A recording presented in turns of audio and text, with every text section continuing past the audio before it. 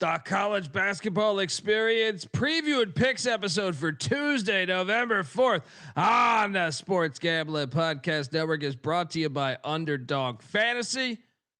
Underdog's hooking up new customers. Yes, play just $5. Get $100 in bonus funds when you sign up with our promo code. That is TCESGPN. So do that. And remember, as always, to let it ride. This is Martin Cleese, and you're listening to SGPN. Let it ride.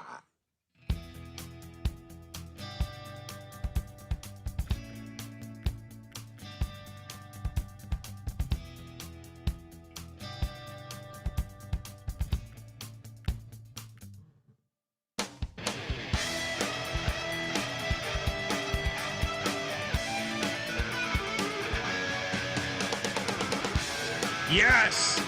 Yes. Yes. Woo! Welcome.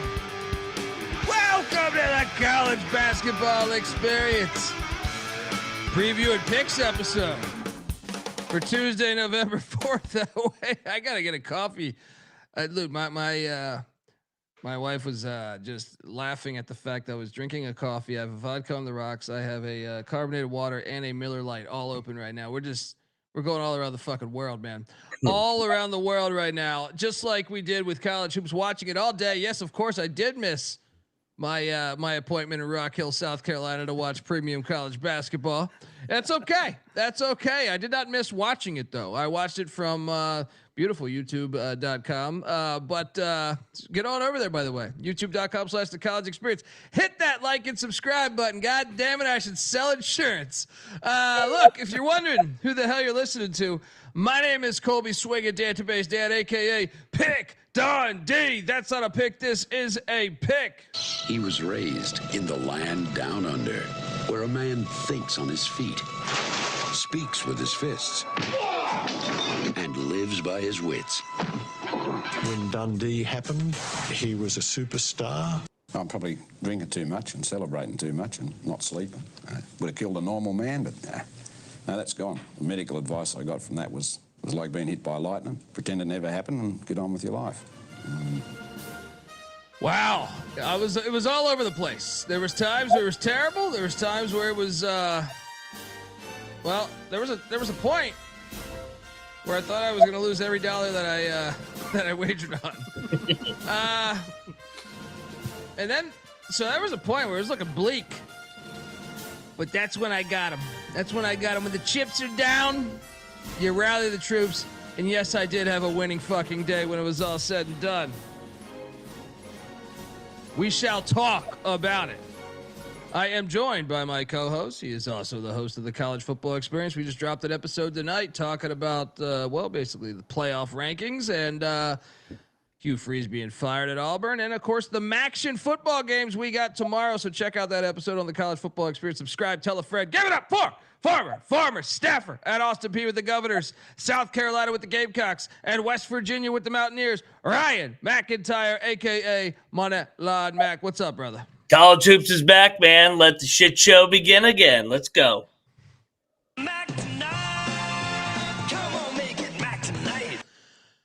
We are also joined by third man in the booth. Me and him been tap dancing about 30 minutes ago, going around, pulling a I was like Tom Cruise in Risky Business, pretty much running around, sliding in to the goddamn living room, watching our Vandals. Give it up for the host of the College Baseball Experience, and also check out every Friday night the College Hockey Experience.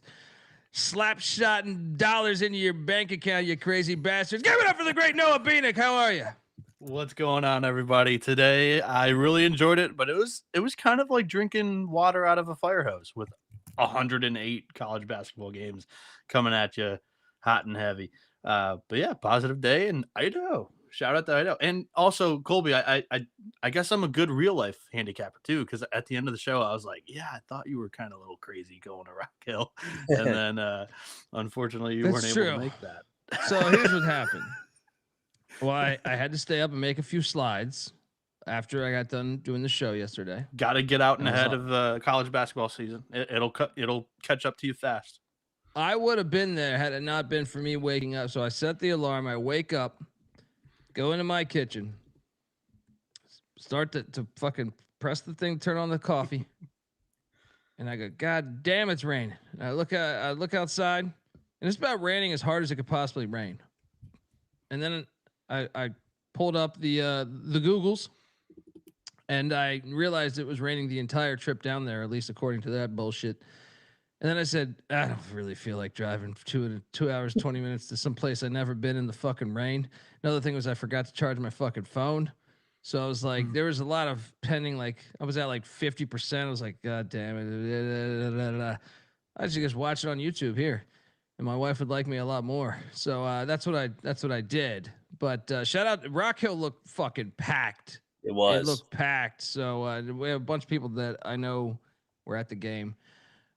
Shall we just start there? All right, because game one, I'm just gonna go ahead and say we were on the right side, even though we lost here because what a 3-minute drought, the final 3 minutes, and just absolute terrible execution. Queens loses to Winthrop 81-74. If I had to watch one more possession of no movement on offense and a fadeaway 3 at the top of the key by Queens, which happened. This happened, Mac. Correct me if I'm wrong here. I see the sunglasses are back, buddy. What this guy's right? Is this a thing? I kind of like is this it, a thing? I'm not judging. I'm not judging. I just wasn't sure. It's like you. Goddamn, what's that Asian poker player that always rocked those things back in the day? I don't think actually. Now there's way more Asian poker players that rock this. Yeah. I had a winning night as 38-29 talent up. I was like, let's just run it back. You know, it's bright over here. Contacts are drying up from being on the air. It's like, let's just throw the shades back on, baby. I get it, man. He's on something. This is comfortable. Our future's I knew he was trying to copy Patty C here. Yeah. Right.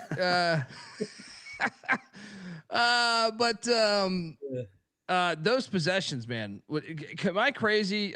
Someone correct me. Was it like 3 straight possessions of no movement, fadeaway 3 or long 2 at the top of the key with 0 fucking movement? Very frustrating down the stretch there. Now, shout out to Winthrop. They had that, they had the crowd there and they got it done. But I truly believe Queens was the right side of this fucking bet. I mean, lost though. Well, Colby, I gave you shit, but I am not the one to correct you on what I watched in that game because unfortunately I missed that game. You were in bed. Yeah, went to sleep at around 5 a.m. after the producer duties and just I called it. Last night I told you guys, hey, no chance for the 8 a.m. game. I might get up for the 1:30 start. And that's when I got up. Yeah. I mean, Berman took some bad shots. That was one of my biggest takeaways. They turned him over in the first half. Queens really got in trouble when they got in foul trouble midway through the second half. I felt like that's when it turned. I love the Rozier kid from Winthrop. I like their guards. I like their tough. They're good, man. How about that voice that kept yelling? The dad. Do him. I said, yes, AAU's back. Let's go. Do that motherfucker. Oh, man. Great shit. Shout out. I know the other Colby, Risk Taker Sports was there, man. I'm sorry I missed you, bro. Yeah. I mean, nice win for Winthrop there. And then the feed, unfortunately.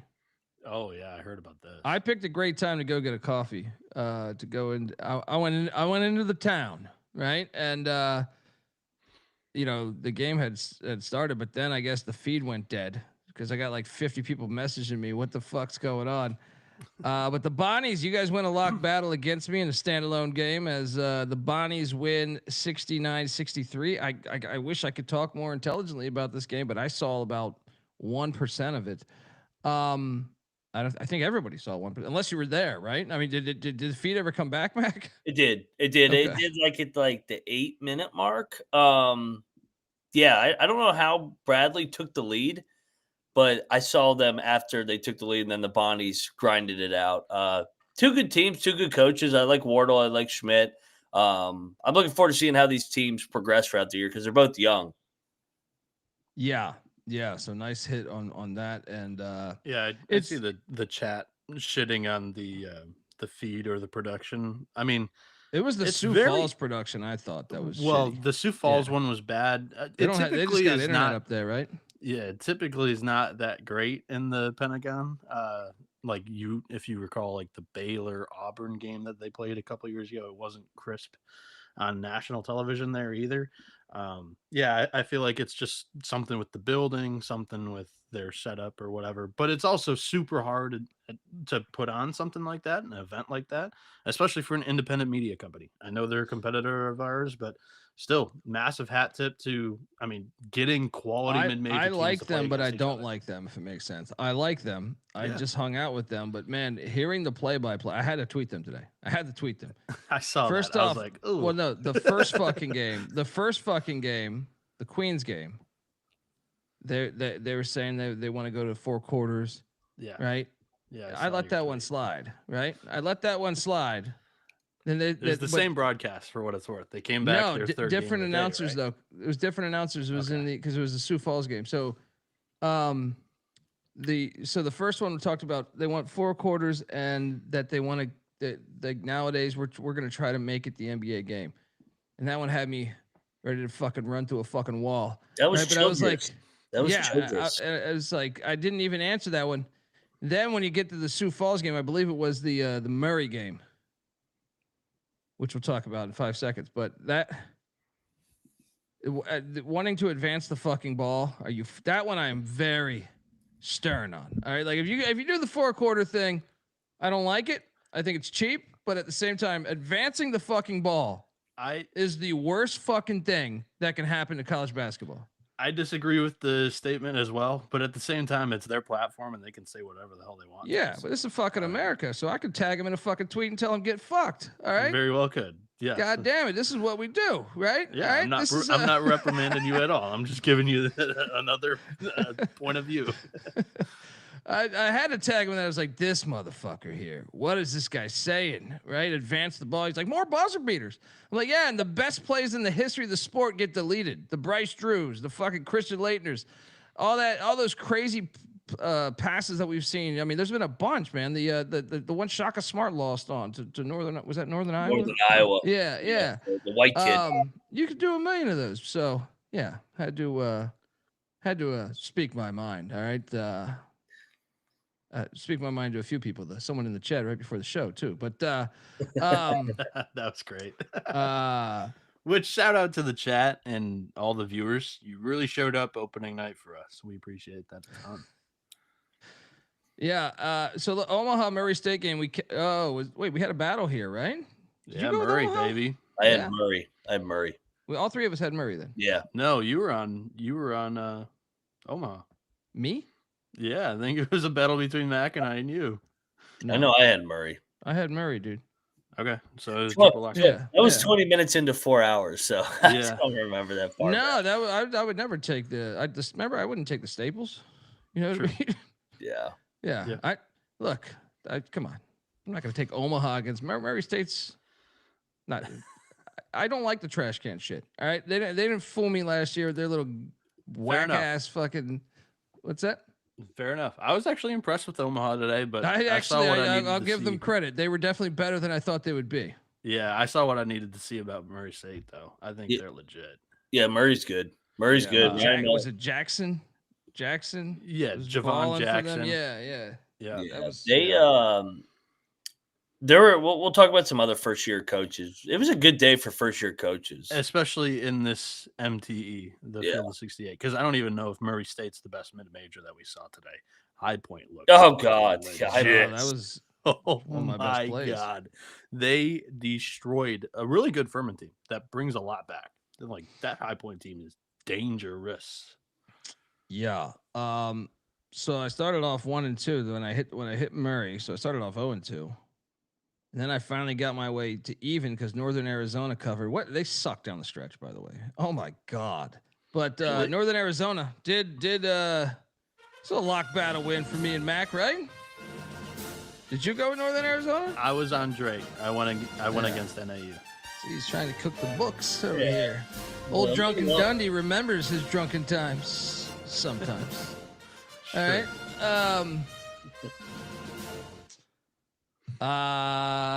It's Drake's first game. I'm not going to go ahead and say I'm going to fade them throughout the year. But this I thought the game was there for the outright win for Northern Arizona if they could just fucking execute a little bit better. So I texted you guys during this game. So Field of 68 was interviewing the starting point guard who's not healthy. And that I didn't know that prior to the game for Drake. So Owen Larson was at South Dakota State. He was their freshman point guard who was very good last year. Followed Henderson to Drake. And he's got a torn ACL, tore it in like late February, early March timeframe. And he is not back yet. I originally thought, hey, ACLs are healing faster than ever. It usually only takes like 7 or 8 months now. And yeah, he said December timeline is when they're looking to get him back. How about Zach Davidson for 29-9? Woo! Was he number 5? Yeah. Okay. Yeah. He was He legit. kept scoring. Yeah. The guy who kept, dude, it's game 1. Yeah, good win for Henderson, man. They got outplayed for 30 minutes out of it. I thought the Lumberjacks, to your point, was gonna fucking. They had their chances, dude. Yeah. That's on them, dude. That shit was there for they could have won that thing outright. It was there for them. Yeah. Drake gave them a lot of chances down the stretch, and they just squandered every opportunity. I guess my pet peeve of the broadcast booth, since Colby already kind of went there, is how many times they need to say like, "Hey, this team was picked 10th in their conference" or whatever. That seemed to be a narrative that they were really hammering. You yourselves had the media day. Like, What's his come on name? now. The old UMass coach. He was at Chattanooga. He kept saying it. McConnell. Was he on the call? McCall kept saying. Who was Yeah, on it's the like- call on that one over there? That's the one I really had the beef with. It was the Sioux Falls. Oster and McCall. I got no Yeah. clue. Yeah. But yeah, I was like laughing out loud because they were hosting their media days. They were doing their media days. So it's like, no shit. You guys are the one pushing the narrative. Yeah. Well, you got to cook the books a little bit, right? Next up, we go to the likes of Coppin State hung with Maryland for a while, dude. Yeah. We nailed this. They had a couple guys out though, right? Rodney Rice, who's going to be a really good Yeah. point guard for them, was out, and same with Solomon Washington, who followed Buzz to Maryland. I never had the volume on this. I just had it on one of the TVs, and Coppin was hanging around for a while, man. It was like, I feel like within 10, 12 for a good chunk of this game.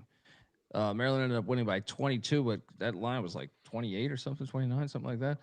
Why didn't I bet that? Maryland and Georgetown both did not show up tonight. They both play on Friday, looking back on it. Well, I'm going to let you guys talk about this next one because I watched 0 of it because I don't like the fucking Big Ten, and I will not pay for your plus bullshit, even on a corporate credit card where I don't actually have to pay for it. IUPUI was at Ohio State. Ohio State won by 16. Didn't watch 1 second of it. Bienick, the floor is yours, buddy. IU Indy was my number 1 team that I needed to watch on opening night.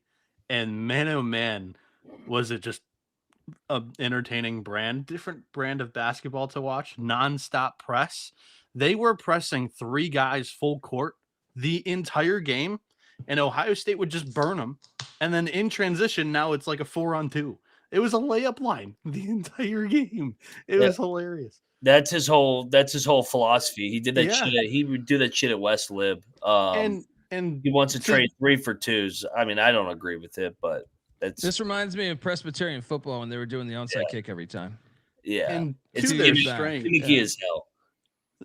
To their strength, I mean, they did create quite a bit of turnovers. Ohio State turned it over on 20% of the possessions they had, but they also scored on like 138% of their possessions. 118 to 102 in a college basketball game. 40 minutes? Are we kidding here? We were talking about it, like Mac and I yesterday. It is going to be a huge variety of outcomes the entire year. And I'm kind of pissed that I didn't take the over in that game because we knew that was a definite possibility. I knew Ohio State was going to score like 120. I didn't know that IU Indy was going to be able to score 102. I'd be a little concerned if I was Ohio State with that. But this is a gimmicky game, so yeah, their offense was a little bit of impressive. They had some Good talent there. My guy from Point Park only played 5 minutes, so much for him being a projected starter. Beanie tried to like crowbar him into the rotation. They said, "No, you're He done. might have had bubble guts. Yeah, you're our 14th man on a 13-man roster." We did not say Murray State was full of athleticism. We said they're Yeah, more full. athletic. Yeah. They're More athletic, big white big men. fucking difference, man. I know when to say a team is super fucking athletic. I was not implying that. My handicap was they had size. They had so much size over Omaha, and that's why I'm actually impressed with the Mavericks, is they were able to hang in there after, banging away with them for 40 minutes. Yeah. I caught a good chunk of this one. The score is a little deceiving because there was a tech called, I think, with 1 second left. Buffalo 85, Southern Miss 79. The real score should have been 81-79. I'm not really 1.5 or 2.5. Yeah, Buffalo though, the Mac, stand up, Mac. You got one. All right, this game. I didn't put it there until the second half because I was like, no fucking way, I'm gonna watch this one over these other ones. But when I saw it was like neck and neck, I was like, okay, I got to go to this.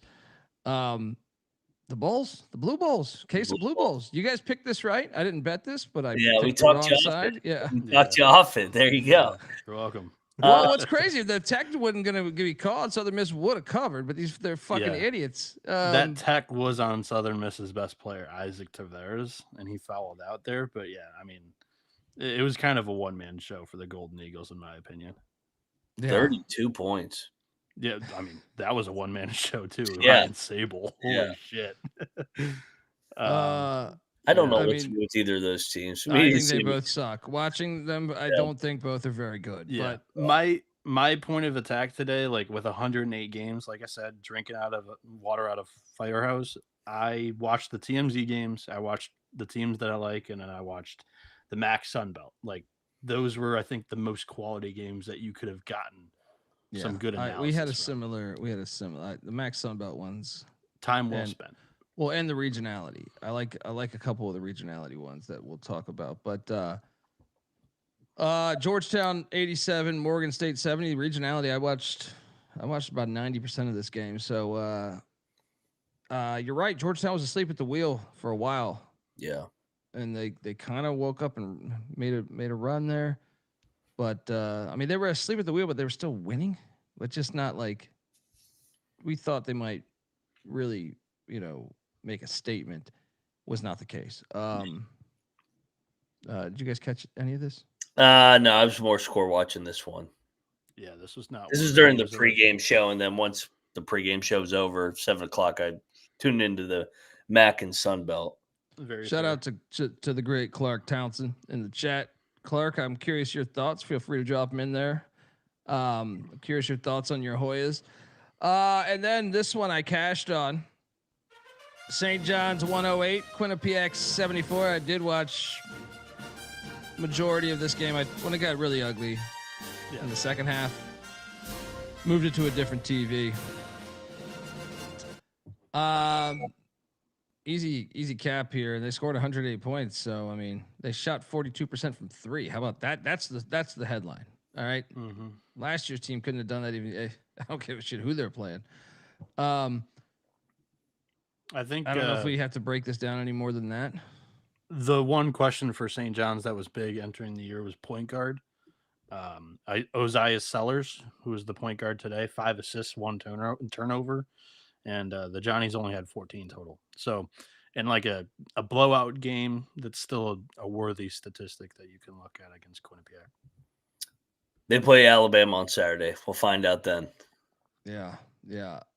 Folks, want to tell you that you are listening to the College Basketball Experience, part of the Sports Gambling Podcast Network. And look, we have an app that tracks all. In case maybe you missed the show and you want to know what we're picking. But we have an app for that's free to download, and you'll have every pick for the whole entire season available there and not only us, for all of SGPN. So go get the SGPN app, free to download. We're not trying to take your fucking money. All right.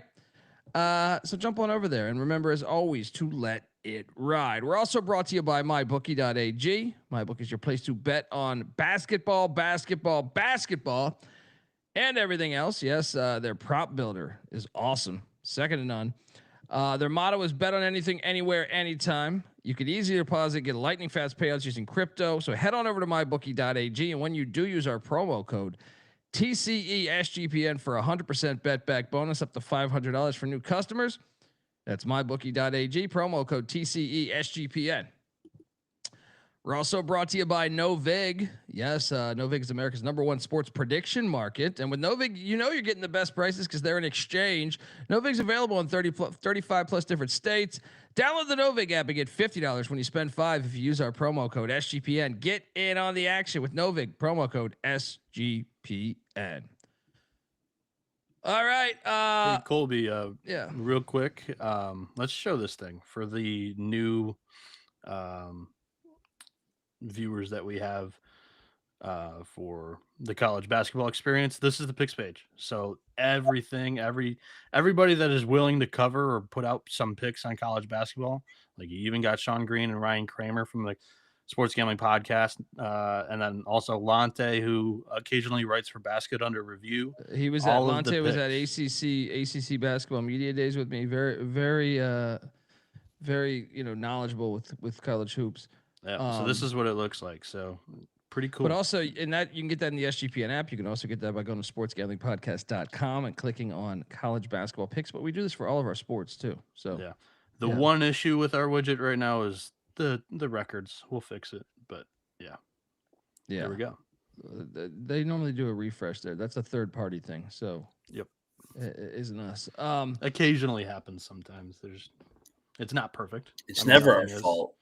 Yeah, we yeah, it's a third party thing. You might have caught me writing them an email once on the show. 17 vodkas deep. Under the bus on the show. High Point Furman. When I took High Point, I didn't know I was going to get this lucky. Oh my god! I thought this was going to be a game. I think a lot of people did. I mean, I still laid it with High Point, but I did not foresee. I only watched the first half because it got ugly. So, your guys' thoughts on is High Point? Let's overreact. Should we give them the national championship now, or they're an at-large mid-major team? That's the biggest overreaction of first night. That's for sure. Yeah, Flynn Clayman, what a fucking debut here. Taking over for Alan Huss. They looked like they had the last 2 years. They looked like they didn't miss a beat. And Furman's good. Furman's like the most experienced team in the SoCon coming back. Yeah. And they completely embarrassed them from the opening tip. That was a beatdown. Yeah, Cameron Fletcher, former high major player, puts up a double-double, and then Rob Martin, who was the star guard for SEMO last year, transfers in, and he was really good. Yeah, I mean, that was super fucking impressive. And Furman's going to be a good defense this year, too. Like, crazy. You know what was not impressive was when I bet on Georgia State against my Eagles. This is what I get. For going against my fucking Eagles, Mac. I lost too on this. I wanted to fade you. Oh my god! And I had gotten some intel on Georgia. Actually, you know what? I can't trust any of the Sun Belt intel, dude. Your intel sold you down. One hit, but two did not. Two did not. Yeah. The story of this game was a redshirt freshman who was not projected to be a starter or anything by many people that do a whole lot more homework than I do. Mohammed Habhab. He's a local kid in southeastern Michigan. His line in this game was absurd. Redshirt freshman, first college basketball game ever, and he broke the game. He goes for 15 with 16 rebounds, 4 assists, and 2 blocks. He's a freshman 6'9" big man in the MAC. I watched a lot of this game. Holy at least shit. that first half before it got really ugly. But man, I did not think that would. I mean, look, I could see me losing, but I didn't think it'd be 71-49. You're holding Georgia State less than 50. Yeah. What? Shout out to Eastern Michigan. I'm sorry, Eastern Michigan. I apologize. You know you're my boys. I'm apologizing too. disloyal. I usually hate on Stan Heath, but how is that kid redshirting? Can I ask? What are you doing last year? Holding him. You saved him. Yeah. Didn't want to show. I actually had a really rough middle of the day. There was a point where it was looking really bleak. I was texting you guys like, I don't think I can do the show anymore, guys. I'm gonna quit. I'm gonna retire. You're like, Dundee, you don't have any money, and I was like, yeah, that's a good point, right? But we took Tennessee. I think all of us. Was that a triple? Barnes? Yeah. Barnes 76-61 against Mercer. Yeah. Fuck was that? I don't know. That was they went through the motions. That's the only problem with taking some of these big ass favorites. If they're not motivated and they just call off the dogs and they just go through the motions, you ain't covering. Yeah. Now I will thank you, and I feel like I can't remember. Jacoby Gillespie did not have a good game here. Just box score watching. 4 turnovers, only 8 points. He had 6 assists, but still not the greatest box score you're gonna have of Gillespie this season. Well, then I felt pretty fucking good about this play. I know Mac did too. Would have been nice to know, dude. Why the fuck was there like 6 people? You have a coach that has been to the fucking Final Four. You're in a conference that you should be able to compete and maybe even win. Mm-hmm. Marshall goes into Amherst and flushes the toilet on my face. 78-72. Just painful watch. Dude, there was like this. Might have been the worst crowd of the night. It was really bad, dude. It was like, how does...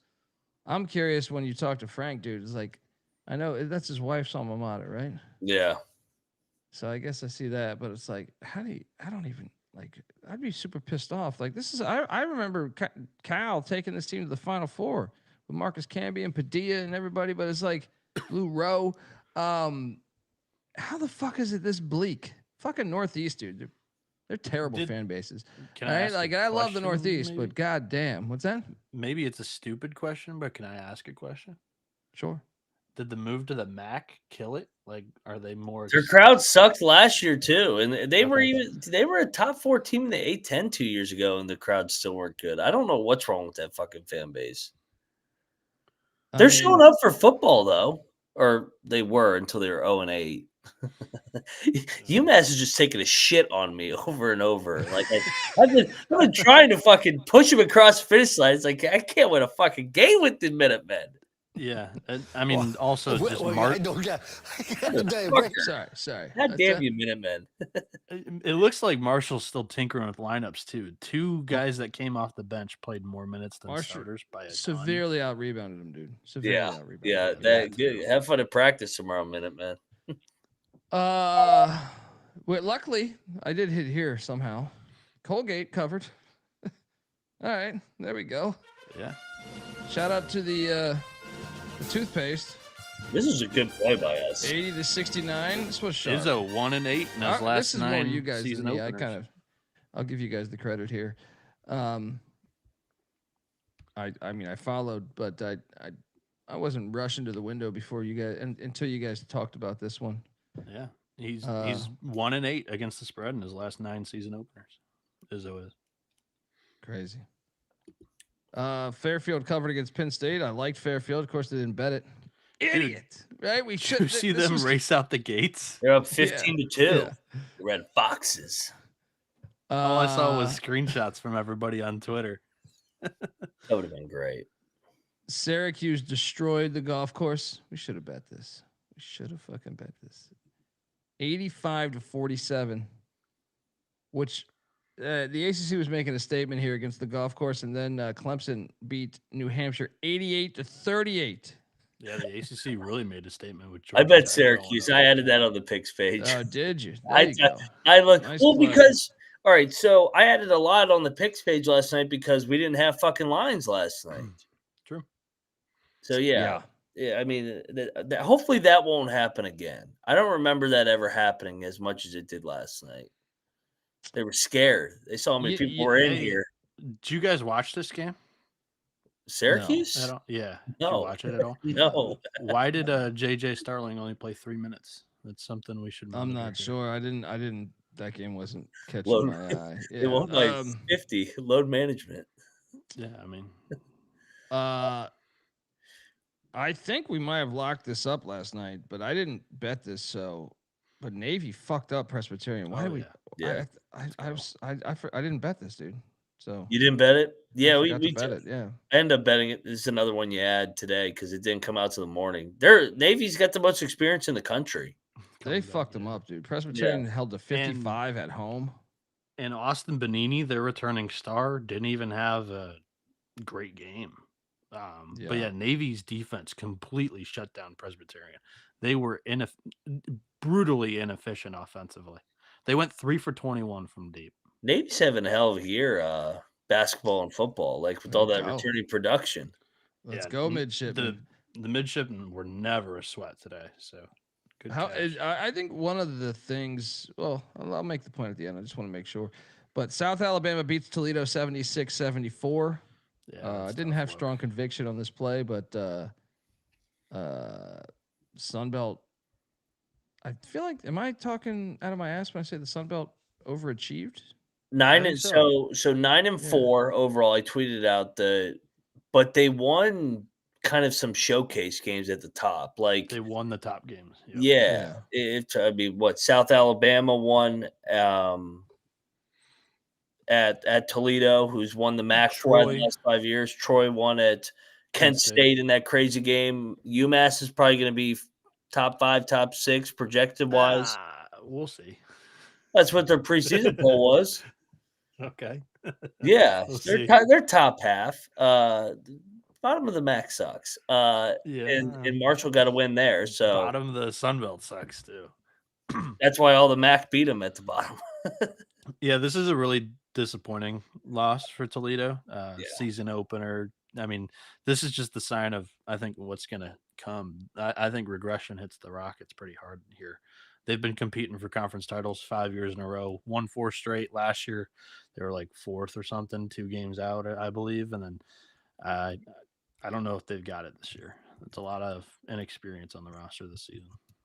Lafayette covered for us against St. Joe's, barely, I think by a point, right? Or was it a point and a half? 85-76. None of us bet that, right? No. Did not touch that. And now let's get to me and Bienick being super, super sharp. Oh, hell yeah. With these Pitt Panthers. These Pitt Panthers covering the number like the pros that they are. This pick didn't get on the picks page for me. There was no line last night, so I didn't get it in. Yeah. I'm super sharp because I didn't add it as a lock because I knew what was going to happen. It happens every time in a bye game. The foo-foo always comes through. For what it's worth, they didn't blow them out by 30 like it typically happens with Pitt. Just skated by. Yeah. Jerry Davis, you said he's calling me for betting Navy up to well, my apologies. I mean, I did state that, I'm sure. We meant 24. Yeah, but I was also slamming back vodkas on a 4-hour show.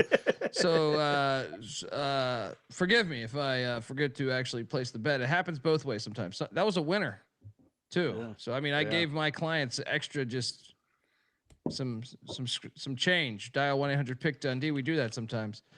Another thing is when you place like 30 bets, sometimes you can forget to bet one, especially on a 4-hour show. Shout out to Pitt. Mac, why does Pitt look like a real contender this year in the ACC and nationally? Next slide, Sullivan. Great. Great question.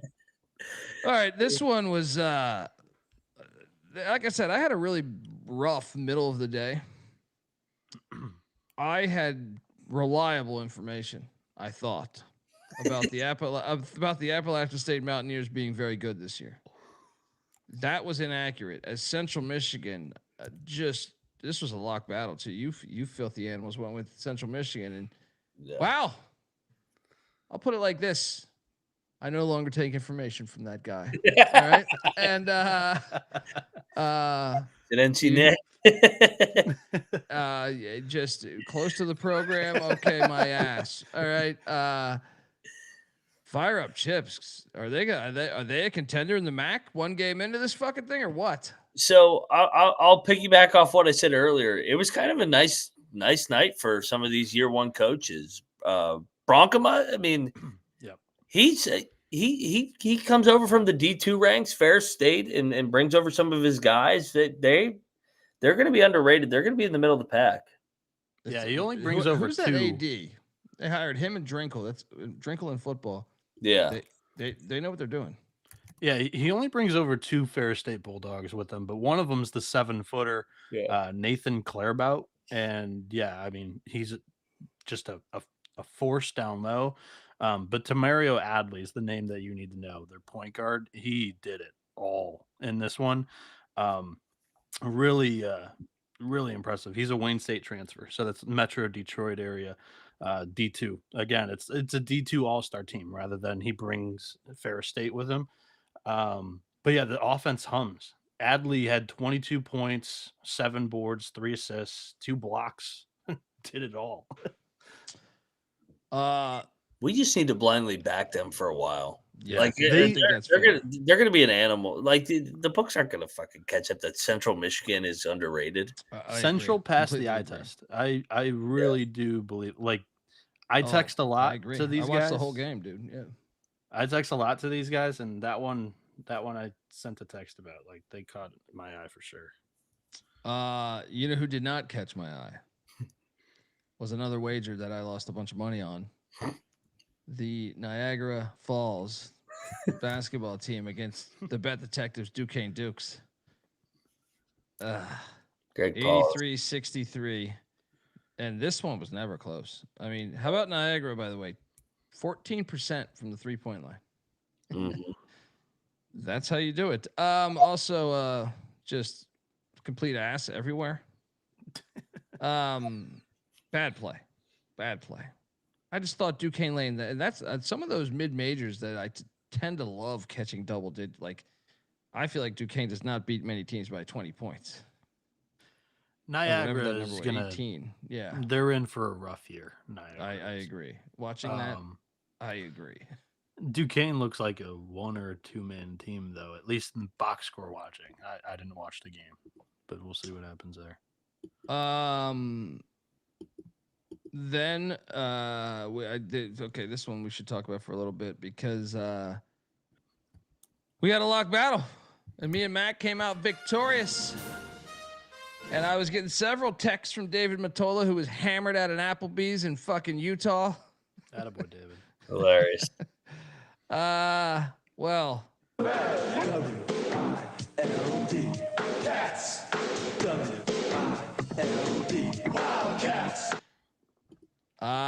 I know there's a story Bienick will tell, but this game was very fun to watch. The runs by both teams, and then the freshman, Pete. Koa Pete. Oh my God. Hello. Good God.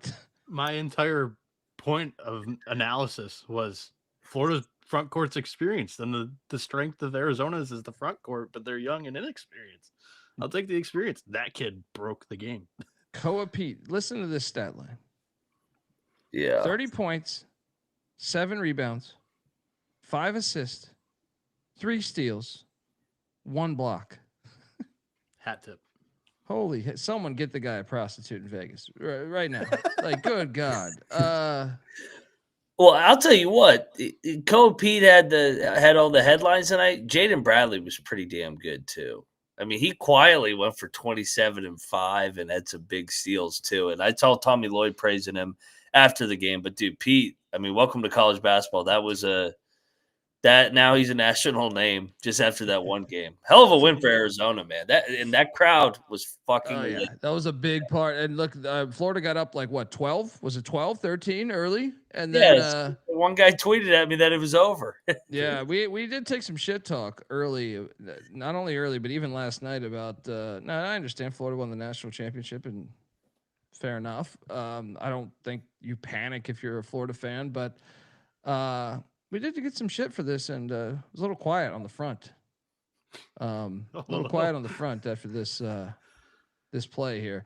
Bienick, you're a Florida fan. Your thoughts on the game? Yeah, no, you mentioned the story, so I guess I'll tell the story. I mean, Florida came out the gates buzzing early, drilling every three they could. They had a 10-point lead after the under 12, and then it may have been the under 8, and then all three of us got tagged in a tweet saying, Noah, you were so correct, like way better analysis, something like that, than the other two. Florida was always the move, something along that line. And I'm like, dude, we've got 30 minutes left in this game. And then Mac quote tweeted it, and I was in a tough spot. And just everybody that's tuning into the show or betting in college basketball, it was opening night. I get it. There's excitement there. But there's 40 minutes of college basketball, and they were outscored by like 18 points. And they had the crowd too, so you knew if they just got hot, you'd be able to get that. But when's the last time Tommy Lloyd's team only shot 5 threes? Yeah, that was something I was going to mention. Has that ever? I can't recall one game where his team only shot 5 threes. He's had Caleb Love for 2 straight years. So fair enough. He shot 5 threes a game himself. He'll pull up like mid game from like 48 feet and just I got this. Yeah. Sometimes he would, but sometimes he would also miss. Awfully. But this Mac, I'm gonna drop a name. I think Koa Pete had the best opening night freshman performance since Baylor, Jacoby Walter. Oh, Walter against Auburn. Auburn. Yeah, that was a fucking He broke the internet that night too. Yeah, probably. Yeah, I mean, this Pete kid, he's the real deal. Dude, he had a couple of posters like over veteran big men that are good. Yeah. I mean, that dunk when Florida got it back tied 70-70, and he dunked on he caught that alley-oop. I was like, good backbreaker, man. I was confused a little bit. I was watching the post game, and so he's a freshman, correct? How old of a freshman? He's 18. I don't know what Bruce Pearl's talking about. He was recruiting him in Istanbul. Well, like Team USA in international basketball. Well, why? How are you? Oh, so you're going over there on a recruiting trip? You're going overseas and you're watching just all of the U18. I was very confused by that. I was like, what did he play a year in Turkey and then came to? I'm assuming it's like World Cup basketball type stuff. That's Pearl. I don't listen to anything he says. Fucking politician had to do that flex. I was over there in Istanbul recruiting you, Well, he said he was trying to get the kid from BYU too. The Bonsa. I was like, he wasn't over there in Istanbul too. What are you talking about? He just making us. Neither of you guys came. I was taken back by that. I was like, what the fuck? I was like, I honestly was like, am I completely off on this? Did he fucking play in Turkey? Yeah. No. I'm in the assumption, as DeJuice is saying, that was the Team USA junior team. I'm assuming like U18s, U19s, World Cup stuff. Bruce probably wasn't even there. He just made it up. No way, dude. I will say this: like noticing from the Florida point of view, and they're a top 5 team preseason, so I think this might be useful. I don't know if Xavier Lee's physical enough for the SEC. Going down low in the Arizona trees, that was a tough watch, but defensively I think Boogie and Xavier passed the test, so it'll be game 1. It's game 1. Florida, for sure. Florida will be just fine. No, I'm not worried about them. Arizona's pretty fucking good though. Yeah. Also is pretty good is the Pussy Pack, because I bet on North Carolina Central. Hi. I'm your fucking moron today. Fucking Will Wade, we're at that shit. Oh my god! Him and Pat Kelsey, dick measuring contest. Who can run up to 4 more tonight? I didn't know he had a Signetti stroke in him there. Good god! Don't even call Pat Kelsey a dick measuring contest or whatever. SC State just couldn't score, so that's just naturally going to run up if you only score 16 points. NC Central, yeah. No, SC State who played Louisville. They had 16. SC State. They had 16 points at half. It was like 64-16 in the second half. It was terrible. So, I mean, the score is going to go up if you don't put the ball in the hoop. I'm not going to fade the Pussy Pack too much this year. They were in fuck you mode. And that was. I think they're a dark horse Final Four team. Yeah. They'll fuck it up somehow. Carolina beat Central Arkansas by 1,000. I actually watched a little bit of it. I don't know why. Just Watched a little bit of it. Nothing to say here. But this next one, I actually think is the worst beat of the night for me personally. JMU. Oh. The whole day. This is the worst one. I know I mentioned Queens. This one's the worst one. JMU could have won this game. They were actually like, this was a crazy game. Credit to Akron. That was a good crowd. This game was all over the fucking place, but what I almost want to pull up the what's it called when the probabilities, because like we're getting 8.5. Yeah. I believe JMU has a second half 10-12 point lead, maybe at the 10-12 minute mark. They have an 8-point lead at the 13-minute mark. I'll look it up for you. Yeah. Oh man, the wheels fell off late. We were on the right fucking side here, man. We were on the right fucking side. Like I actually thought the money line was in play because I played the money line too. I was like, oh, I'm a fucking genius. I'm a fucking genius for this play. Every year they undervalue these Dukes. I took them against Michigan State a couple years ago in the opener. They're up by 9 at halftime. I'm telling you, I think they had a 10-point lead or a 12-point lead or something in the second half, where I was like, oh, they got this. They got this. They were up by 10 with 19 minutes to go in the second. That was their largest lead, and they had an 81% chance of winning the game. And you're getting 8.5. Come on. I don't even know if that was the worst collapse of a Sun Belt team today. Well, I'm just saying, what was the score at 5 minutes? Akron was up by like 2, right? I just closed it. Yeah, it was. Trust me, I watched the whole fucking game. It was like a 2-point game, maybe a 4-point game. But Akron was up 6 with 5 to go. Yeah, they should have never got this though. They should have Akron deserved to win the game. How'd they cover going away? Yeah. You couldn't score at the end. Oh my God, man. This one, I just felt like they robbed me. I was counting my money. I was just like, okay, we're good. Do we talk about the other Sunbelt collapse since we're on the topic? We sure can. Luckily I didn't touch that game. Fucking Old Dominion. But I watched it. I did watch it here. Old Dominion. What was that final score? You guys got me jumping ahead. So it was 87-72 final. And Old Dominion was up by 14 in the first. It was the first half, granted, but they scored just 4 points in the final 7 minutes of basketball to lose by 15. That, I think, was the worst. It's crazy. Yeah. But Miami, Ohio is a good defense. They bring a lot back from last year's team that was, I think, second place in the MAC. I think they might have lost in the tournament title too last year. So like they're coming back with a vengeance. I like that Red Hawks team. Yeah.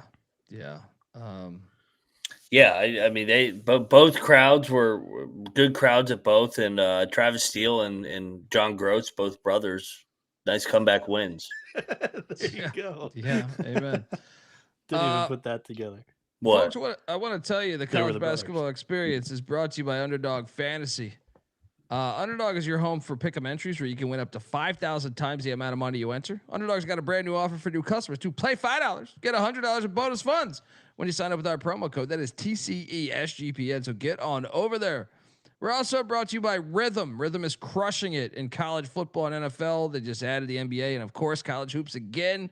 Rhythm threw us a great March Madness party at Circa last year. They kill it in college basketball. Rhythm is also giving away weekly cash prizes just for tracking your bets in the app. Track 5 bets of the same type from any model that you build, and you could win $1,000. Use the promo code SGPN25 when you download the Rhythm app. That's RITHMM for 25% off your first month. Download Rhythm. Use that promo code SGPN25. All right. Okay. Recapping games here. Rhode Island beat the shit out of Stetson. I picked that right. Did I bet that? No, I didn't. Of course not. I was in the middle of the day. I was convinced I might lose like $1,000. But luckily the late night slate came through. But part of the reason why I lost was the fucking Long Island Sharks. They let me down. Notre Dame 89, Long Island 60. Notre Dame's little bitches, by the way. Fucking ran that shit up late. We were right on that number. We were lock battle loss. I got my ass kicked in the lock battles, to tell you the truth. The ACC did a little bit of running up the score tonight. Oh, dude, I thought this was like an 11-point game with. I thought it was like, oh, we're gonna backdoor this, or we're gonna stay in this and get this. So it was a big point at their media day where they were talking about they studied on the net. There was, yeah. So They're keeping those starters in the old ACC. They were like, hey, we added the extra 2 games for them. We subtracted the 2 conference games. That way they could schedule however you like. So if you have a Duke team, you can go out and you can schedule your top 10, top 15 That's a good point. Teams. We should have mentioned that last night, and I think I would have probably taken more because I was at ACC Media Days, and that was a huge fucking point of emphasis. And then they were like, and if you're a team like they didn't name a name, but it was like you can go out and you can schedule a couple of bottom tier teams and then be able to fix your net numbers in those type of games. And I'm like, oh, here we go. They're just taking the Big 12 playbook. I should have paid more attention to that, I think, because I probably should have backed off that. I will say tournament last year. Observing from afar on the Long Island game, the bench is short. Like there's not a ton there. Not a lot of depth. We're fine. Forget about it. Right? So one injury or 2 that might hurt. And I don't know if I've said this on the show yet, but I'm nervous about them without Gerard Gillian, who is the former Chicago State coach, who was then the associate head coach last year with Strickland. Now he's at Florida State. Forget about it. We'll see. New Haven got destroyed by UConn. Glad we didn't bet it. They actually did a little bit better than I thought they would. And I think they covered. Yeah. They covered with ease. That shit was like a 37-point spread or something. Yeah, you suck, Hurley. Yeah, but they did get a little baptized in Division I today. Running into UConn game 1, that's tough. Ball State stuck it to the Raging Cajuns, 75-64. We were on this one. I just didn't bet it. I think we are all on Ball State, right? Yeah. Yeah, I mean, you don't have to ask me a ton because I was taking almost all the MAC teams last night, Colby. You were calling me out on that. We were all on Bowling Green against Texas State. Texas State looks terrible, by the way. I watched a chunk of this game. God. Bowling Green's defense is good. That was my takeaway. They completely shut down the Bobbies. That was blowout. Impressive. Yeah. That was pretty filthy. This was sharp on us, man. And Bienick, I don't think you went along with us, but man, Western Illinois almost won this outright. Double lock on the Leathernecks for me and Mac. They almost won this outright, man. This was a game. This was a fucking game. Yeah. I wanted them to win at Radford so bad. I needed. I still like the middle of the day. It was wins were hard to find. So this one was big, but. Yeah, I don't know how good Radford is. I don't know how good they are. They're a big hype team. We'll see. We'll see. The roster looks good on paper. We'll see how good Chew is. Yeah. I ate shit on Western Carolina, which was another bad intel play, by the way. Sort of. I don't know. I've heard that from multiple. Well, your Carolina friends are giving you bad intel. Yeah, this one even Hoops Peterson too was talking to me about this one. He likes the Cats as well. So I mean, the Western Carolina. I feel like it's more public. This was just more throw Hoops under the bus. No. I wasn't doing that. It's one game, but I'm just saying, like with the other ones, it was one person, and I had not heard anybody else talk about this team. I heard like 10 people talk about Western Carolina being good. So I think this is a little more public, where it's okay that you're wrong in this one game. I'll live with that. One. I picked the spread on them yesterday on the show, but I bet the total. I was expecting, I wasn't sure what to expect out of their offense, but I thought their defense would be a whole lot better than giving up 94 to Cincinnati. I think that's a little concerning for them. So I had the under 142.5, and it blew way over that. But the TCU totals last night or tonight went 2-1. We got the over 138.5 across on App State Central. I don't think I mentioned that because we were just gushing over the chips. So, I'm not shitting on Hoops, by the way. Donaldson. Hoops is our boy. I'm just saying, I had enough conversation with enough college basketball people on our level about Western being good that I don't consider it. Like the Georgia State one was a lone wolf, right? Appalachian State was a lone wolf.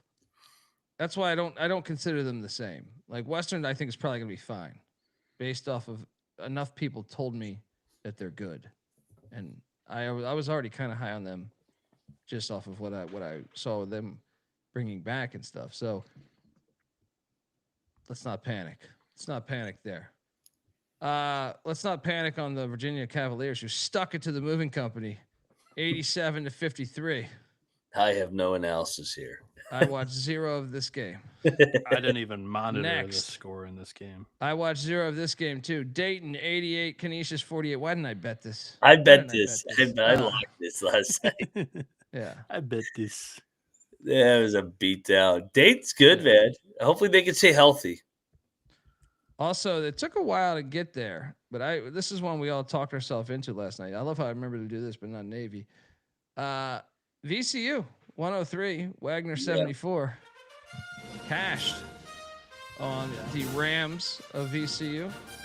I did You not bet that surprised one. Wagner scored that much?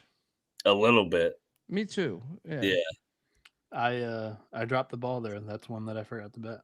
Yeah. I mean, that's the problem on a 4-hour show, you know? Yeah. Bucknell 78, Delaware 70. We were on the correct side. Did anyone bet this? I didn't bet this. Yeah, but I bet Bucknell. John Griffin and company. This Delaware team, I didn't understand that line. Like I think Bucknell's way better than Delaware. Yeah. Yeah. Not way better, but better. And they're at home. They're good at home under Griffin. Yeah. Cam and the Jets, did you guys have a video for college football picks tomorrow? Yes, that is out there right now. It's on the Database Top 25 episode. Go check it out. We cover the action games tomorrow. Did we do that episode tonight? I don't even know We what. did. We just been day it talking is. forever. I'm gonna give you guys shit. Do you guys give me shit for bringing you into some?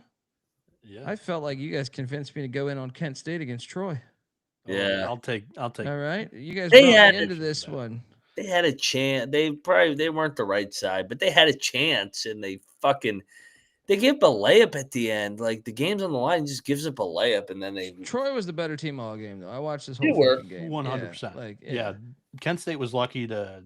I mean, they too. Like Troy kind of fell apart in the final couple of minutes. Another Sun Belt team on the road that kind of collapsed with the crowd. And then Kent State, they needed to win it in regular time, but for overtime, it was good for us with the spread. And then Troy retook control of the game there. The Troy thing also, I wanted to mention, they did not play much of a rotation at all. I know it's game one again, but they only played like 7 dudes. So I thought that was something. They might be a player in the conference again, though. That guy's Cross is a good coach. He was good at Arlington. Yeah. So they played 5 dudes 33 minutes or more in this game.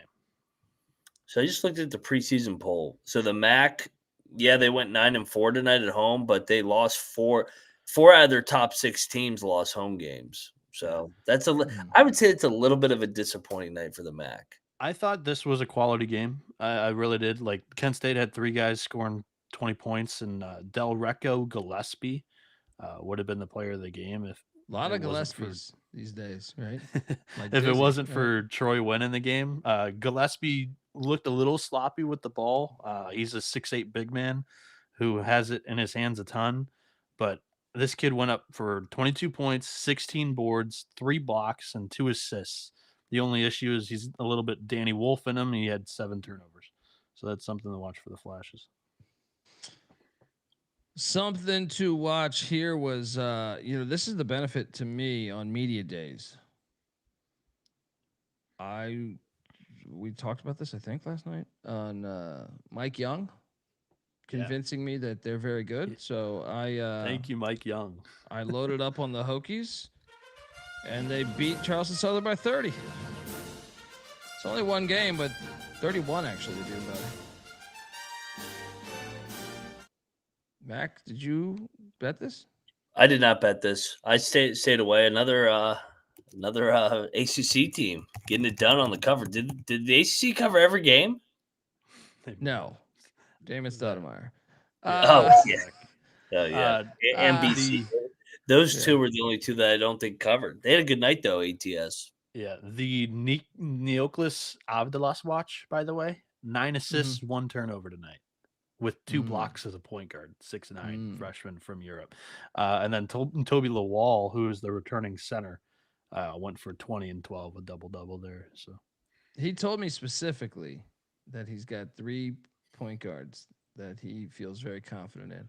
And he's only had that once in his career, and that was at Wofford, and these guys are much better. And that was like 20 years ago. So we'll see. We'll see here. Okay. I want to thank you guys for talking me off betting Wofford plus 15.5. Because George Mason dominated them. They held them to 46 points. Yeah, that's a work in progress at Wofford. yeah, really bad shooting night all around for them. But that's George Mason's defense. They're very solid on that end of the floor. But I was also foolish enough to go on the Bryant Bulldogs, who got fucking destroyed. Let's go By 16 by these St. Bernards. It's another Dude, lock St. battle win. McNamara's got a team. Yeah. McNamara's got a good team. Dude, and I didn't know this either. Jamie and Christian was Siena's head coach for a minute. Oh, yeah. So that was a homecoming, and they got wrecked. That was tough to watch. We had a double lock here, maybe even a triple. I think it was a double by me and you, Noah. This was dicey, actually. More dicey than I thought. Western Michigan 76, Coastal 71. We got home, but this was dicey. I came away thinking both teams are trash. Well, they are. But I didn't bet this, so maybe I forgot to place this one too. But yeah, neither team really has a ton of talent. Yeah, and then let's talk about this one here. Arkansas State 89, Ohio 85. It's another year one coach getting a fucking big win. I mean, they shot 10 for 27 from 3. I think that told the story of the game.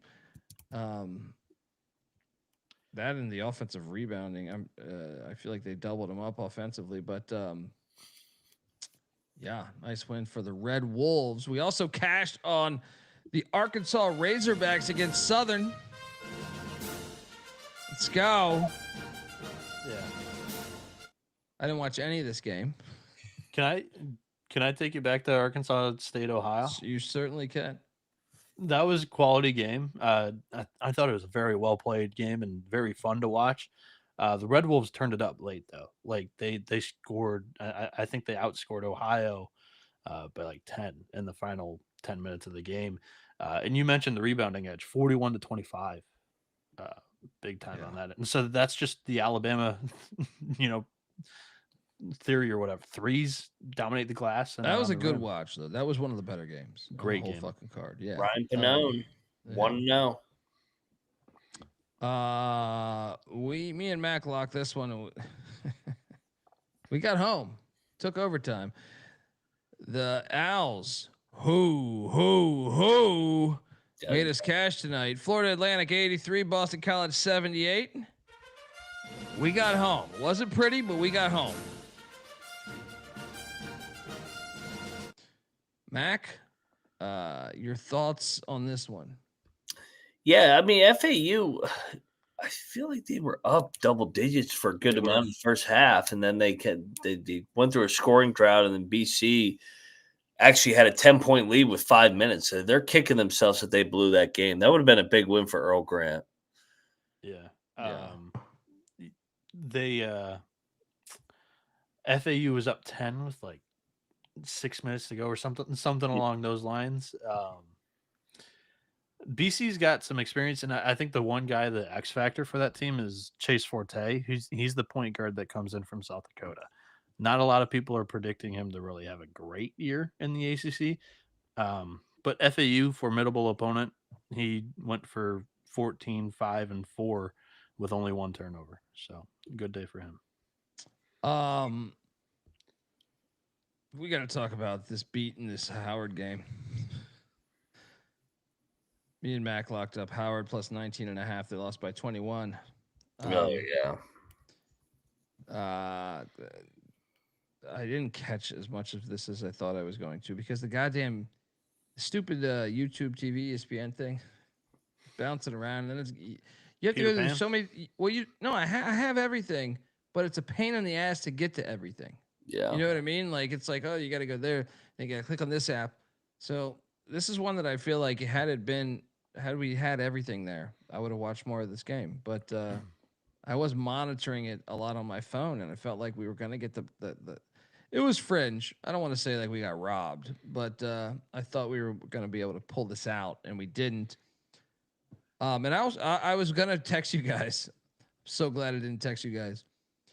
Because Xavier was up. I was watching Xavier beating Marist by like 19. And I was like, you fucking pricks. I was gonna bet Xavier. Patino. Well, Marist cut this thing to 4 late in the game. Xavier wins by 4. But man, they were up big. I mean, what was the biggest lead in this game? I'm curious.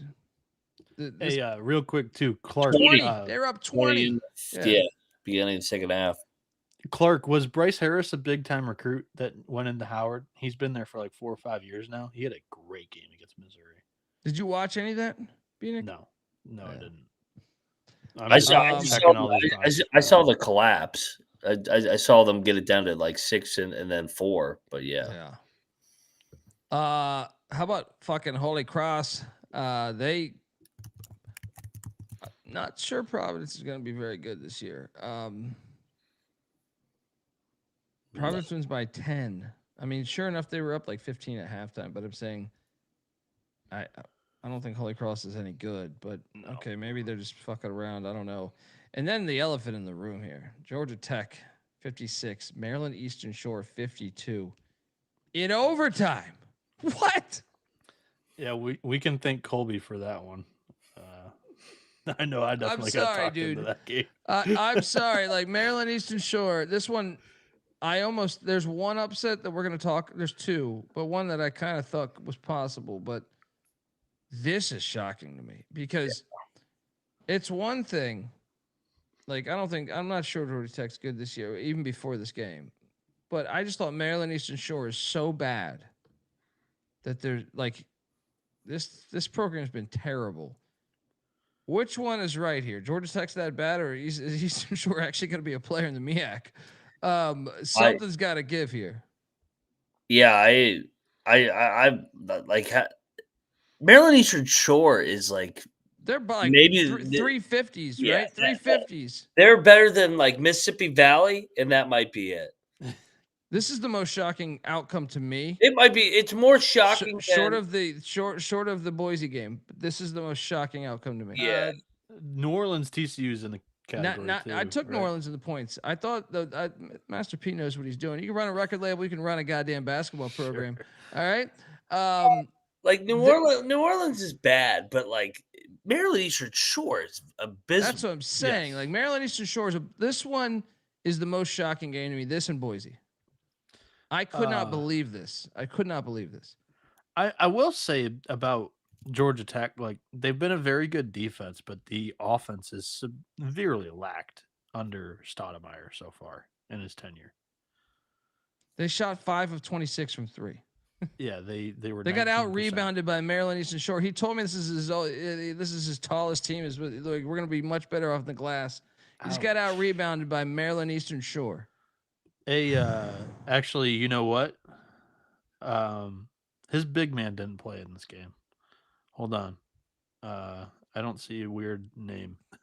That's the best way I could put it right now, but it's missing for sure. Hold on. Georgia Tech did not have Bay Dongo. Bay Dongo did not play. Yeah. Okay. I mean, and he was at media day with you.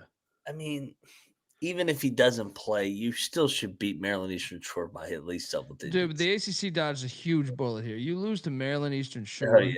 Yeah. No, oh my God. That's very notable. Like Bay Dongo's their best player, and he didn't play. Actually, Lamar Washington, I didn't watch any of the fucking game. But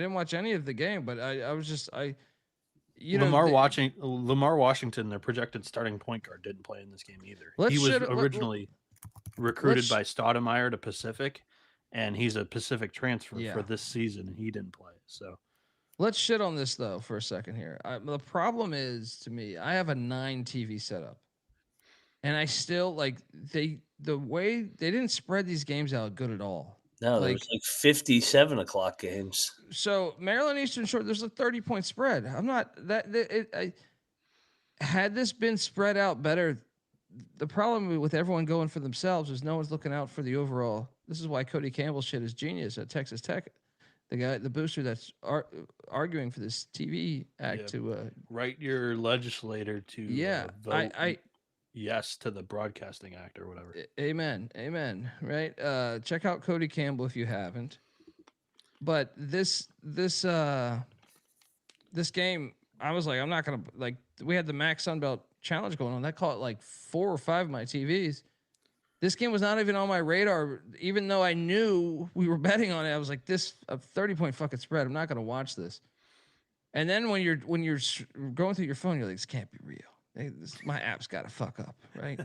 It's got to be fucked up. This can't. Well, did you see the app score for the Navy game that we had on our website?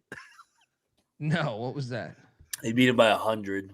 It was like 111 to 37. Yeah, these apps fuck up sometimes, man. So I bet Bellarmine they got fucking annihilated by Snow White. Yeah. In Georgia. They almost lost by 50. Yeah.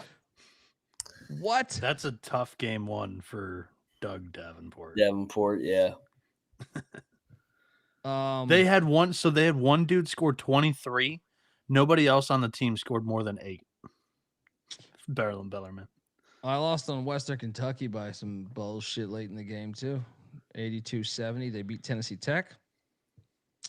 We did cash on Seton Hall against St. Peter's. Held them to 50 points. We cashed there. They win by 27.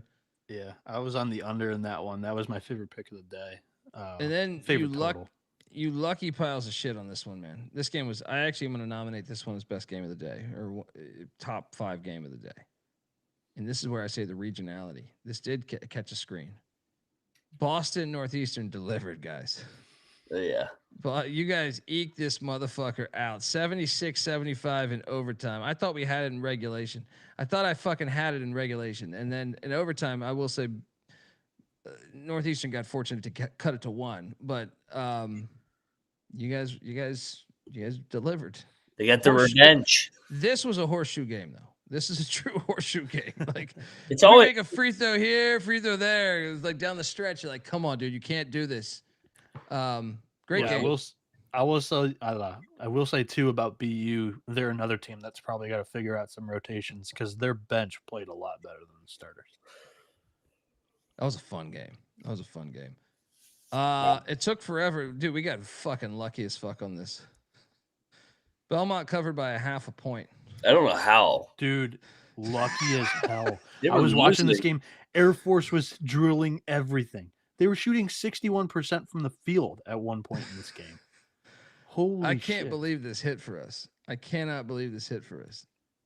Air Force severely out-rebounded Belmont. Yeah, Ooh. that was weird. How does that happen? I didn't see that, but yeah, that's bad too. They're small. Like the Air Force roster's small. The coach was telling me how small they are, and it's like, would they out-rebound Belmont? Like a trusted mid-major, you know what I mean? On their court? Yeah. Oh. Crazy. Air Force's leading rebounder was 6'6", 7 boards. So one of our best plays of the day, in my opinion, and I can't remember if we triple locked this or not, but laying the points with UAB against Valley State was easy. Very easy. That was a ridiculous game. Yeah. 51-point win for UAB. This one ridiculous. This almost had JMU vibes. Tarleton State loses by 20. We cover. We cover. But goddamn, this is where the tide turned for me. I felt like I started to got some wind in my sails and started to win a bunch of bets. This thing, Mac. Well, it didn't have to be this sweaty. No, it was like an 8-point game with 8 minutes left. It didn't have to be this sweaty. Oh man. Yeah. Shout out to Tarleton's going to be solid this year. They're not bad. I was impressed. Yeah. Yeah, they've got a little bit more talent this year than previously. They have Dior Johnson on the team. Yeah. He's been around the block. So. Yes. I'm mad at you guys for talking me off betting Maine because they covered against George Washington despite only scoring 47 points. Hilarious. Charlotte stuck it to Indiana State. Good Lord. Indiana State's a fade team, man. Yeah, that's bad news. Tough situation there. I thought it could be a tragic magic play. Yeah, that's not good. Ben Bradford went for 31 for the clit. Nico, shout out to Nico Medved. Been on this show. They 27-point win against fucking Gardner Webb. Cade Tyson, former Belmont point per game leader in the country, went for 30 in this one. Why did I not bet Marquette? Gosh. They destroyed Albany by 27. Albany's bad. They're terrible. I think I might have even said lock this up and I didn't bet this. I was going to bet this. I think one of our best plays, honestly, if you look back at our night, I was very lucky to have a winning night. I thought I was going to have a horrible night at one point, but this is one of our best plays. Bethune-Cookman cashes for us. They almost won the game outright. They lose by 5 at the Jungle in overtime. While Pops is on the TV cutting jokes about Istanbul and Madagascar and shit, right? Son's over there in the weeds dealing with Doc Bradley. The Reggie Theus. Dude. He didn't play. Doc Bradley did not see the floor in this one. Wait, this is normal. Remember, he's in the portal. Yeah. He's in the fucking portal. Sure. Yeah. Is that a real human being? He couldn't play the road games last year or whatever. Is that a real human being? What does he say in Shawshank Redemption where he's like, he's a figment of my imagination. He's like, and he goes on this, he tells him like 3 metaphors for that. That's what Doc Bradley is to me. Dude. It's Peter Pan. Bethune had a chance to win this fucking thing outright, man. Yeah. They're gonna be, dude. They're gonna be really. We're gonna take Bethune a lot, I think. Yeah. When will the books adjust? Maybe after this, huh? Maybe after this. Stephen Pearl, his team fouled up 3 at half court on a half court shot. So I'm like, this head coaching thing isn't so easy, Stephen Pearl. Daddy's not there to save the day right now. In the same breath as Dior Johnson, Arterio Morris playing for Bethune, 37 minutes tonight, dropped 20 and 10. Bethune's gonna be nasty. My boys, Reggie Theus. You know who else? My boys, and I don't want them anymore. Also, real quick before we move on to Keyshawn Hall kind of stepping on Todd Pettiford's shoes here. We'll see how that goes. Hall took 11 shots, went to the line 18 free throws, and turned it over 4 times. So definitely not the Pettiford show in that game. We'll see what happens there. Yeah. Shout out to Clark Harvey the Rabbit. This is what I was looking for. And shout out to Nick. That's my guy right there. Bethune. That's something we should monitor. Yeah, I don't want to. They could be chippy. I called it in the SEC preview, though. I don't think Auburn's a tournament team this year. Still, just a team that's capable. Normally, if a 16 team plays a 12, yeah, for sure. I don't know if they're. Nah, dude, that's a jungle that they just went into. Yeah, they play a lot better teams coming up too, though. So yeah, tough schedule ahead. They got Miami, Dayton, Indiana, Missouri, Arizona. So yeah, Bethune's got plenty more chances. Wisconsin destroyed Campbell by 32. Wisconsin, you're welcome. Lost in all this. Wisconsin scored 96 points. Bro, again, what? Greg Gard's got something figured out. I don't know what's going on right here. They're like an offensive juggernaut now. I had to double take that one. I was 96 fucking points. They haven't done that since fucking Stan Van Gundy and Michael Finley. All right, unbelievable. 96 points. Blackwell went for 31. Nick Boyd went for 21. They started doing that shit last year. Yeah. I don't know what's in the water up They there. brought in like a new analyst from overseas for offense, and it clicked. So Yeah, they need to give him to Fickle. Yeah. For on Campbell though, DJ Smith is the point guard. He was on Robert Morris, the NCAA tournament team last year, and he was formerly an NC State kid. He had a good game, so something to keep an eye on for Campbell. You know who didn't have a good game? Chicago State. No Yes. more Chicago State. Although, shout out to you guys starting your football program next year. DePaul by 30. Cannabis Capper. I think he battled us on this snack. I think he did. He was talking about up in the pregame show. These Blue Demons are for real. Remember when we called Chicago State to go in the Northwestern? That was hilarious. And Was that last year? I thought They we had had Wesley this again. Cardette though. Yeah, I thought, and that was Gillian. That Yeah, was Gillian, Gillian, right? Yeah, too. yeah. Shout out to the city of Chicago. Fuck with me tonight because Loyola Chicago only beat Cleveland State by 3. I thought this was like the best play on the board. What the Yeah. fuck was this? They should have. This went from tragic magic automatic cover to tragic magic. Oh, we'll win on a buzzer beater. Oh my god. Dude, shout out to Rob Summers, man. First game, he had those guys ready to play. Dude, Yeah. Cleveland State was 21 of 23 from the free throw line. Yeah. I was impressed by Cleveland State's offense and just being able to put up that many points on a good Loyola defense. So, Yeah. Buckyball stuck it to Northwestern State by 30. Damn. They almost scored 100, 98. Yeah. a couple of Max boys took it on the chin hard tonight. All the bye games, they got fucking killed tonight. Yeah. That's Sheila got killed too. Northern no. Illinois stuck it to ULM by 20. How bad is ULM? Yeah. They gave up 102 to Northern Illinois. They- The mayor, Fred Hoiberg, took down West Georgia by 33. I watched 0 of that. I did watch a little bit of this. Houston They look like shit tonight. Houston against Lehigh, 75-57. Lehigh cruises to a cover. To a cover.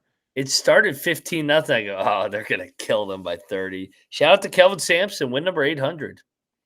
Yeah, amen to that. One of the better games of the night, I thought. Hampton, Milwaukee. Milwaukee. What was this? I didn't bet this game. Was this 5.5? They didn't. So cover. yeah, Hampton covers. Bart Lundy gets the win. And then Mac, you did deliver here as Kansas destroys Gottlieb 94-51. good pick. I should have done this. But I did do this. And I think Mac went with me here. American covers against Wake Forest. Loses by only 14. Dwayne Simpkins. Let's go.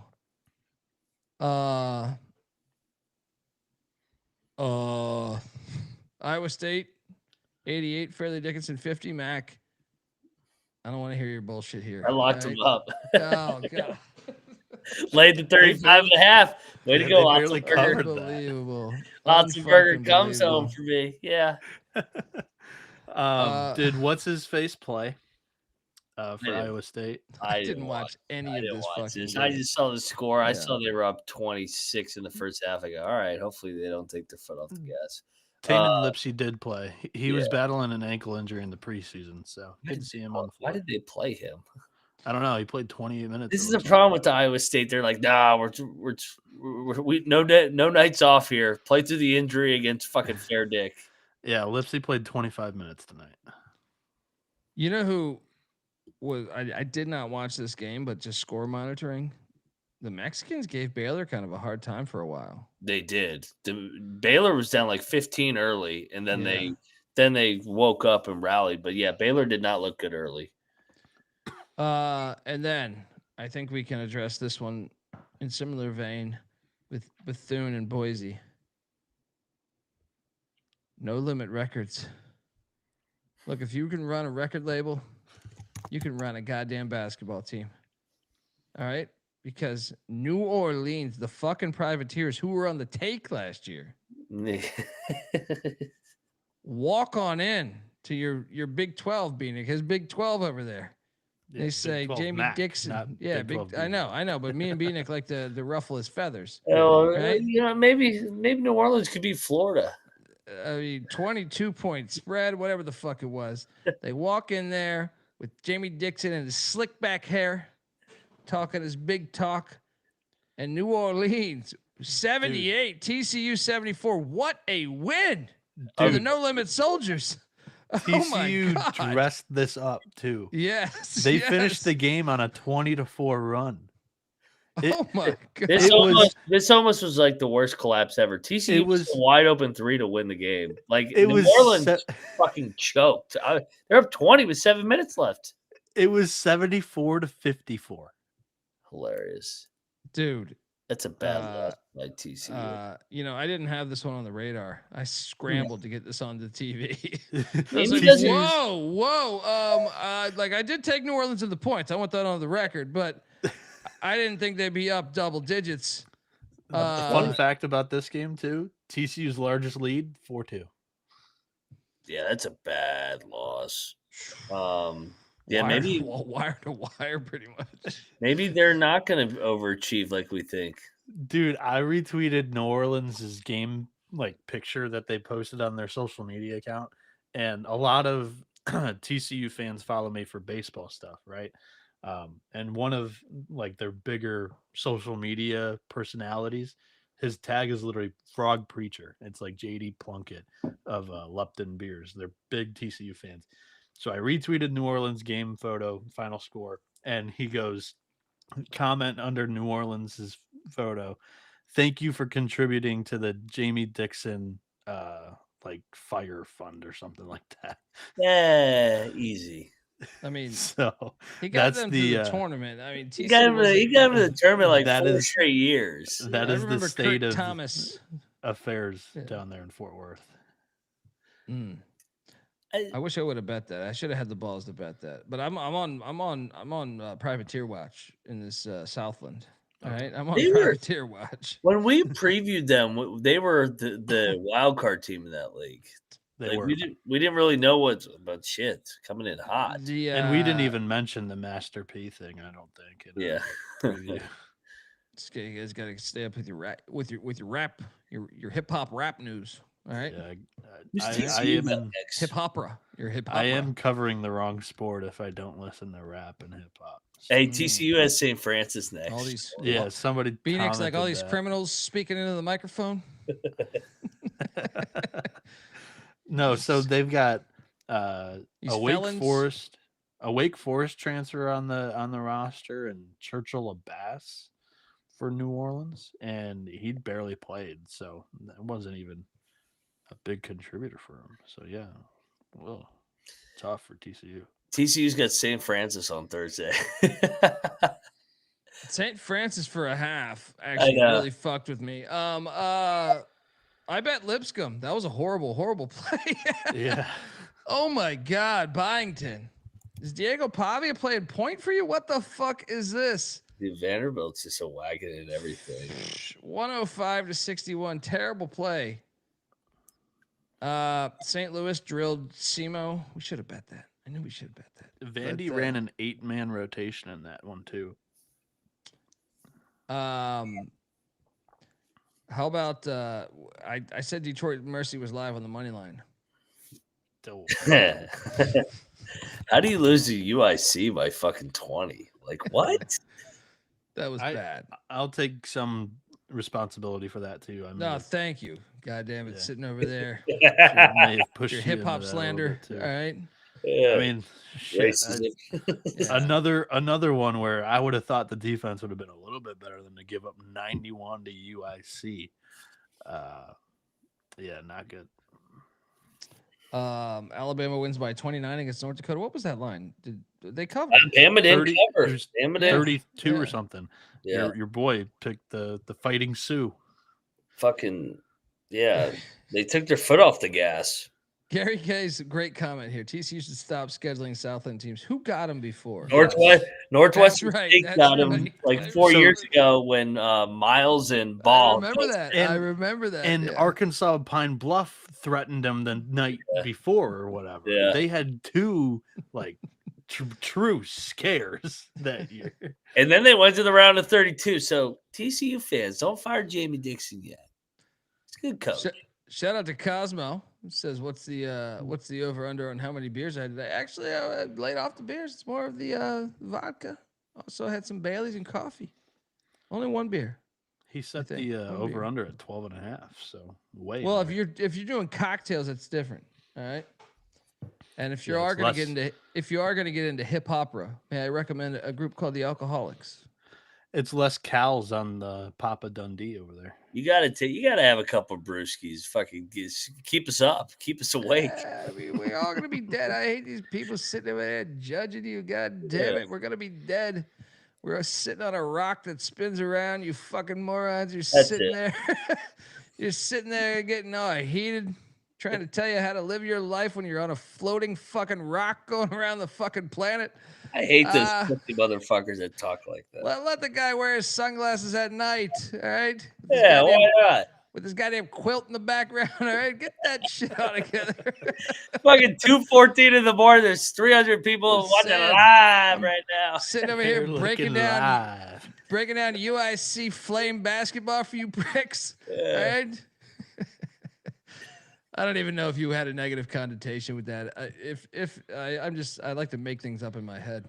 Do you like the no context video that was posted on TCU last night in the middle of the night? Are we talking about Captain Hook? Yeah. I stand by that. I stand by that. We gotta get the bet detective. Captain Hook. When that moment happened, I just wrote down the timestamp. I was like, I'll keep that one for later.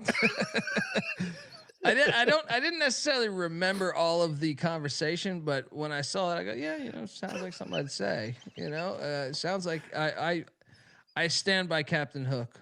All right. Captain Hook is in the right. Boom. Mercyhurst. Fantastic. Mercyhurst. Captain Hook might play point guard for Mercyhurst. I don't fucking know. They lost by 23 to Northwestern. The other hospital. Yes, the other hospital. And let me see if I can do that for us here. Noah, can you play that process clip there? But as far as what my votes are and what my process is, I wake up early in the morning after covering a game late in the night before. Don't want to go too much into my process or logic, but I will say I appreciate everybody's interaction on social media and all of your feedback. How did that bitch make the basketball show? I don't know, but that's one of your voters. She probably has a basketball vote too. She probably does. Yeah. She probably moved Auburn up after tonight. I got that key win. Guys, this is where Dundee. See, Dundee. Everyone thought it was. This is a real comeback story. All right. This is like when you think Dolph Lundgren is fucking the greatest ever. You know what I mean? I must break you. He's already killed Creed, right? Or Apollo Creed. He's already killed him. He's got Rocky thinking about fucking retirement. He's talking to fucking robots, right? And his wife that they didn't play that up enough. That two-timing bitch saying you can't win, right? And then he goes over to fucking Russia. He goes over to what's that? I do have that on the board. I remember you fucking having that. I was like, did we get canceled for that one? There it is. Yeah, where's your loyalty? I knew she was a cunt. What were we talking about? I have no idea where this is going. I don't remember what we were talking about, but I don't know. I don't even remember what team we were talking about. Mercyhurst. Oh, Mercyhurst. Yeah. That's why you should take Mercyhurst next year. Oh, man. No, process. Something. I wanted to go into the hospital. I don't remember. I lost my thought. I didn't get a lot of sleep. And that's why you got to drink. That's why you subscribe. That's the Kiss CTE. your sleep That's goodbye the CTE, for the rest right? of the college basketball. This isn't a good start. We're sleep deprived, and it's That's only a good night. CTE, right? Because I've been talking 20 minutes longer. You know what I mean? 20 minutes longer, right? Oh no, this is where that tide turned. This is where I started winning a bunch of games, guys. and started with these Jacksonville Dolphins, which barely covered. But this should have hit with ease. Miami. Shout out to Jai Luke, his first win of his career as a head coach. 86-69. All right. I didn't watch any of it. You guys watch any of it? I just was not motivated to watch these bye games tonight. And it was very tricky with the 4 fucking different, normally if you can get it in one or a majority of it in one, having to go in and out of the apps is a pain in the ass. Yeah. My pick to click Ernest Uday on that team went for 14-14 for Miami. He's just kind of played behind studs his entire career, both at Baylor and Kansas. Now he's got some runway to be a starter, and I think he's a good player. Yeah. We'll see. I'm curious about the Canes as the season goes on. South Florida. I didn't watch any of it. Yeah, I didn't either. I might throw it on tomorrow morning. South Florida stuck it to Florida A&M. Charlie Ward, welcome back to college hoops. He got his jersey retired the other day in Tallahassee. We should have faded that. Hit on this one. Hofstra and the points. They almost won this thing outright. They did. UCF 82, Hofstra 78.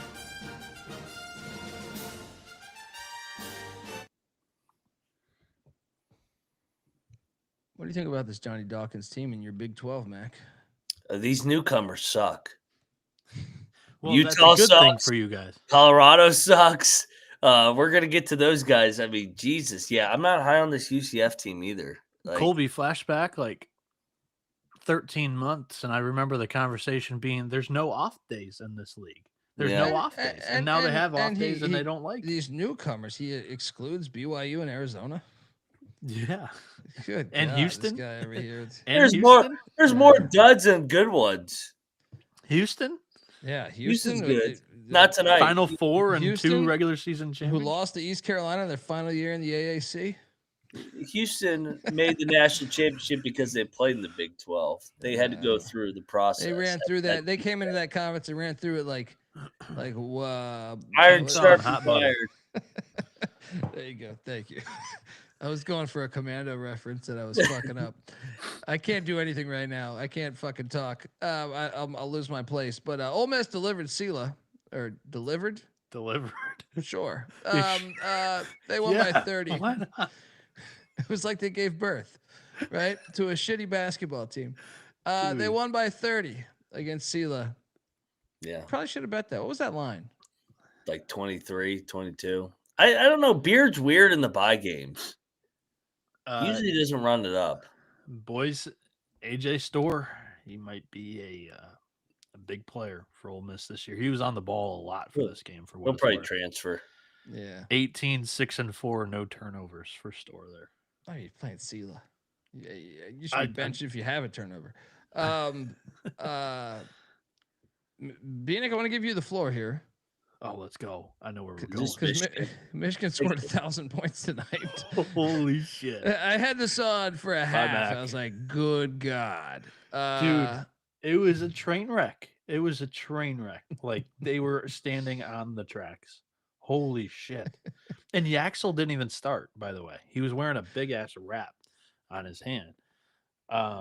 69 points in the first half. Most in program history. What was that diagnosis? Probably like a wrist something. I don't know, but he played and it was good. But he played like 20 minutes or something. 69 points, most points in the first half in program history. Marez Johnson is like the real deal as well.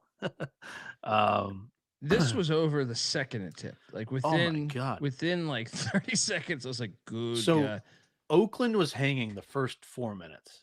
Because it was TV timeout, and I'm like, okay, maybe Oakland's game here. And then Michigan went on a 22-0 run, and it was over. Elliot Cadeau had 12 assists today. Dude, I watched that, and I know it's Oakland, so I don't want to get too ahead of myself. But I was so impressed by Dusty May last year that I think it's bleeding into this year where I'm like, they're national championship good. They might be, dude. They might be. Trey McKinney, our star freshman, 4-star homegrown. Last year led Orchard Lake St. Mary's in a win against IMG Academy. So, like, that's a big deal. He dropped 21 points, made 6 3-pointers off the bench. Like, they've got a little bit of everything. Dude, I mean, if that was Elliot Cadeau just doesn't play with his head up his ass, like, it's a good team. 19 for 35 from 3. Dude, they did that to everybody in the bye games last year too, right? No, they kind of played with their food a lot. I thought I remember them just beating the I fuck thought out of so teams. too, right?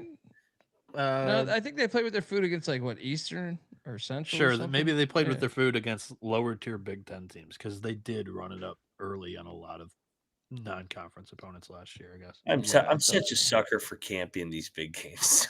I take him every time. Dude, he's playing Houston and Purdue next. Oof, 0-3. Oh my god. Dude, that's so tough. Rest in peace. Yeah, that's okay. It's okay. He's rich. Prostitution. Get the check. Yeah. Take it and move on with your life. Like, good lord. Why didn't you guys talk me into betting this Illinois against Jackson State? Illinois always fucks these teams up. Yeah. Well, we didn't know what Illinois was going to be in our defense. I watched like 3 minutes of this game and I was like, God damn it, Dundee, you fucking pile of shit. Why did you not bet this? So their point guard almost dropped a triple-double in this one. Those foreign guys are pretty good. He went for they're 19, 14. I know. Well, I bet South Dakota minus, was it 1.5? Yeah. That lost because Utah Tech won by 2 in overtime. These pricks. That's a bad loss for South Dakota. That is. You got to win that game at home. Yeah. Who'd they play again? I'm blanking. Dixie State. Oh, yeah, I got that one right. Oh, you battled us. No you bet. pile of shit. I lost all my fucking battles, huh? I didn't bet it, so it wasn't a battle. We hit on Tulane, though. John Hunter. 85-72, sticking it to Samford. Was that a triple lock last night? Yes. And also, was this a triple lock? Because I'll be honest, I made a rather large wager on Oklahoma today. And might have been yelling obscenities when they were up by 1 at halftime against a team that's going to be playing D3 basketball in less than 12 months. But thank God the second half happened and Porter Moser in Oklahoma cruised to a 102-66 win, and I hit my bet. Oh my God, dude! The first half was pretty crazy. I thought he might get fired tonight. I honestly really thought he might get fired tonight. I was like, "How's this happening?" But we got home. Yeah, this. I don't know.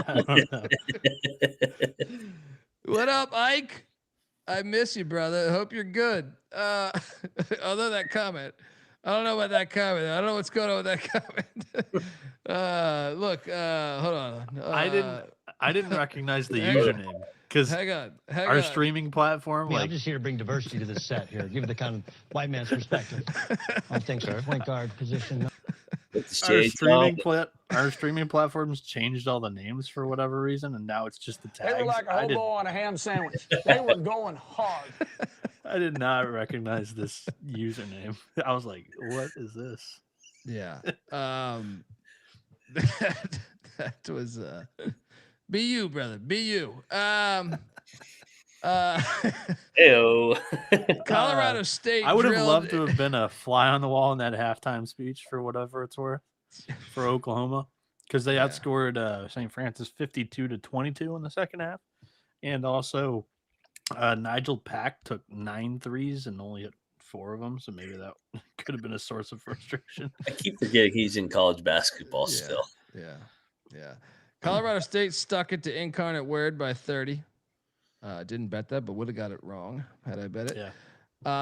Gonzaga destroyed Texas Southern. Why didn't we bet this, guys? Come on. It wasn't out last night. It wasn't out last night. Yeah, I locked it on the picks page. Louisville scored 1,000 on South Carolina State. Dude. Poor Eric Martin. Good God. That was brutal to watch.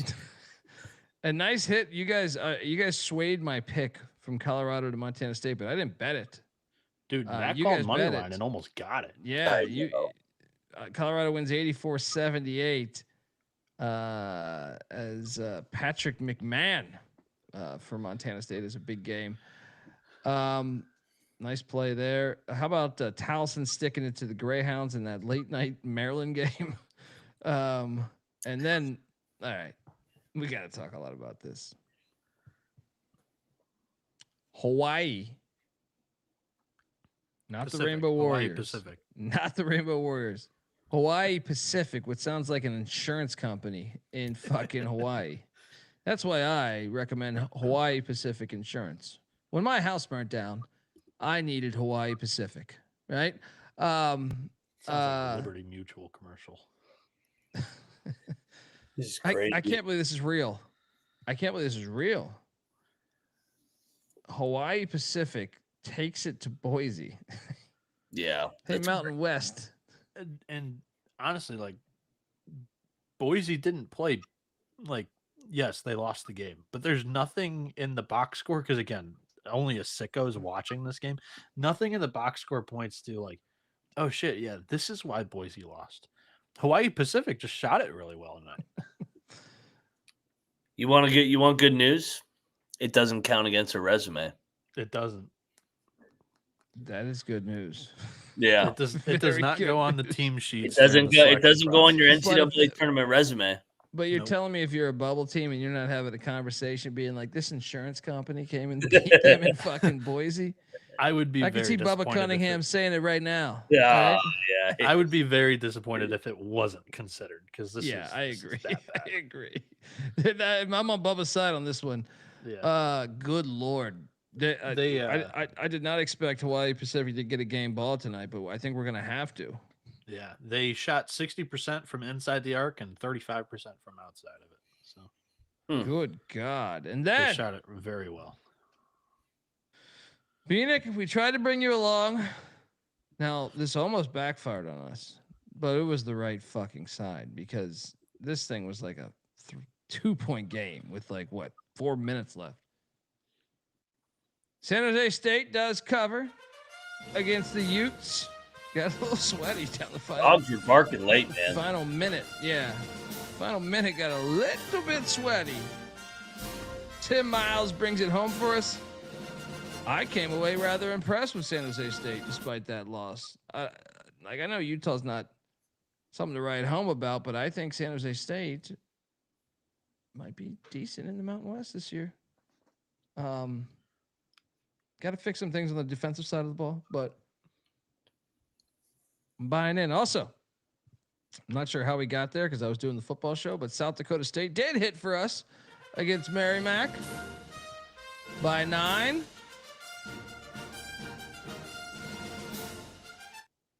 Anyone get eyes on this one? We were doing the database episode, so I had it on the phone just because it was on YouTube. South Dakota State went on a big run at like the 12-minute mark and really just grabbed hold of it. The crowd willed them over the finish line. They did. Grand Canyon. Sorry. No, you're good. They did.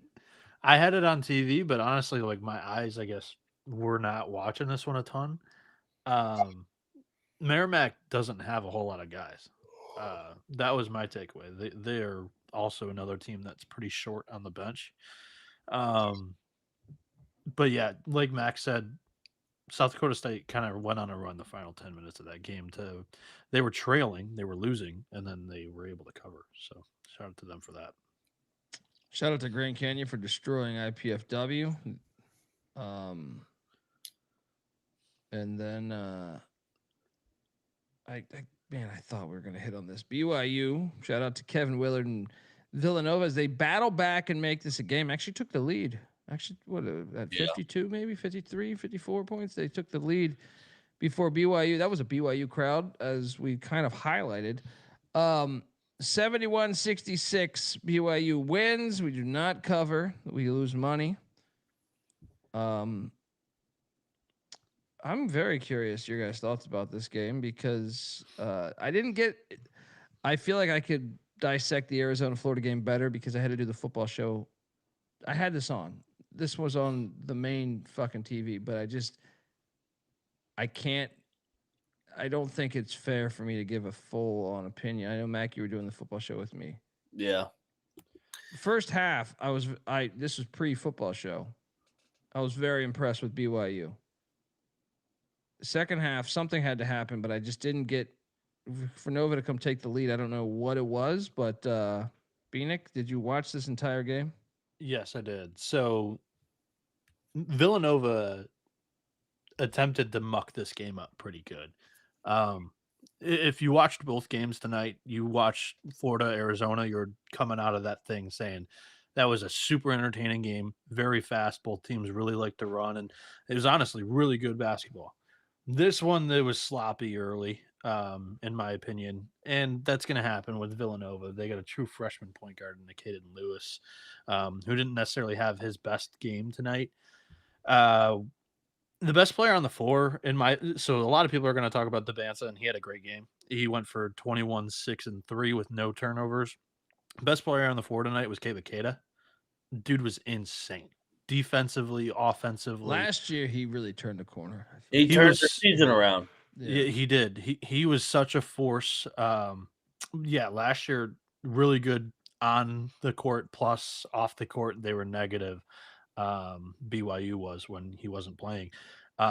He was such a force down low. Villanova's bigs, Duke Brennan, who's the Grand Canyon transfer, is not a high major big man. Ain't no way. He was getting bullied down low by Keita, and he had a couple of massive plays. I was very impressed by Keita, and I liked him coming into the year, but he won them that game. Yeah, I mean, I gotta rewind. I gotta put that on tomorrow morning. The second half, at least. First half, though, BYU was looking really good in the first half. They were up 10, sharing the ball well. So it got from watching the second half, it looked like it got stagnant, and BYU, I think, is going to go through this year. They're not used to having the target on their back like they have it right now with having the number one player in the country and paying for a guy also in Robert Wright that that they paid $3 million for. Yes, Keita did carry the team last year and really turned it around. But yeah, I think BYU's transitioning from being the hunter to the hunted this year. So I think they're going to get picked off a couple times. Hey, Ike, Ike, hang on. Happy birthday, brother. If it's your birthday, man, I hope you have a wonderful day. Your comments are fucking hilarious. And may God bless your soul, brother. All right. Yeah. In this game, I think it's my takeaway was I don't think BYU's a top 10 team right now. I think they definitely can get there. A lot of moving pieces on this team, and they got to click. And Richie Saunders came into the game sick, apparently, so he wasn't 100%. So that's also notable. Vegas. The biggest thing that I took away, though, is this is DeBonce's team. Robert Wright was not operating that offense, so that's too much Crystal Light in the locker room. DeBonce's good, man. He is good, but good talent. If his head's not on straight and he's taking all these crazy shots like I've seen him do, it gets a little scary. He's got a lot of Ace Bailey in him. This is horseshit. This is in JMU vein. Cal Poly was down 6 at halftime to USC.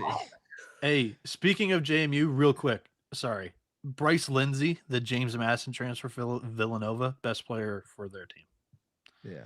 JMU, they know what the fuck they're doing, man. I know they lost tonight, but I'm saying, I still believe athletic department wise, they're ahead of a lot of other fucking schools, and even in the Power 5. But Cal Poly, we're getting 24.5.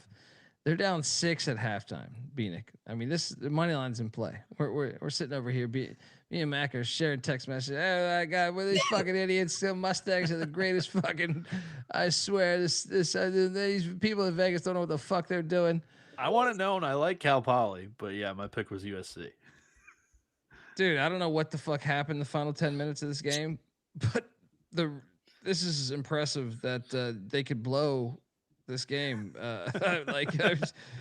I mean, the stat sheet's not. It doesn't even really tell. Like rebounding edge was what? Like Cal Poly had 5 more offensive rebounds than SC. SC only out rebounded them by 4. I don't even understand how this happened.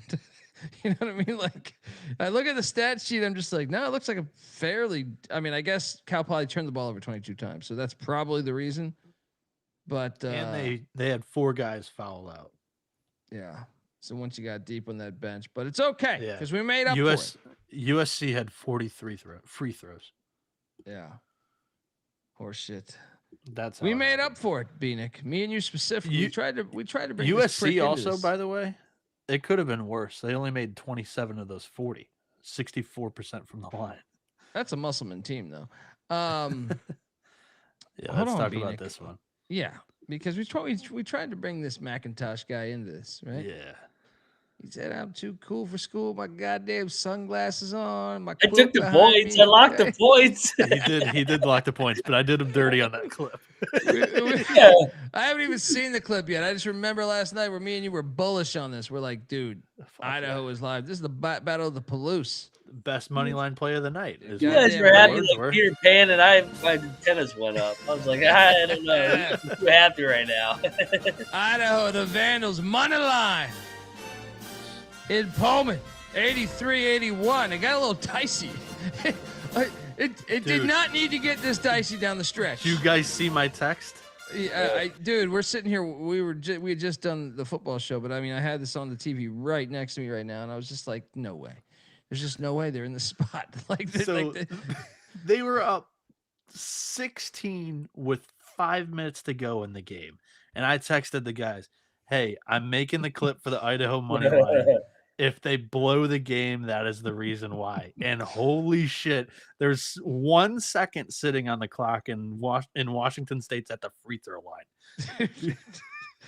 That was way too sweaty down the stretch. Way too sweaty. They were up 16 with 5 minutes to go. I know. I was just like, dude, they lose by 5 if there's 2 more minutes on the clock. Like I feel very confident with that. Yeah.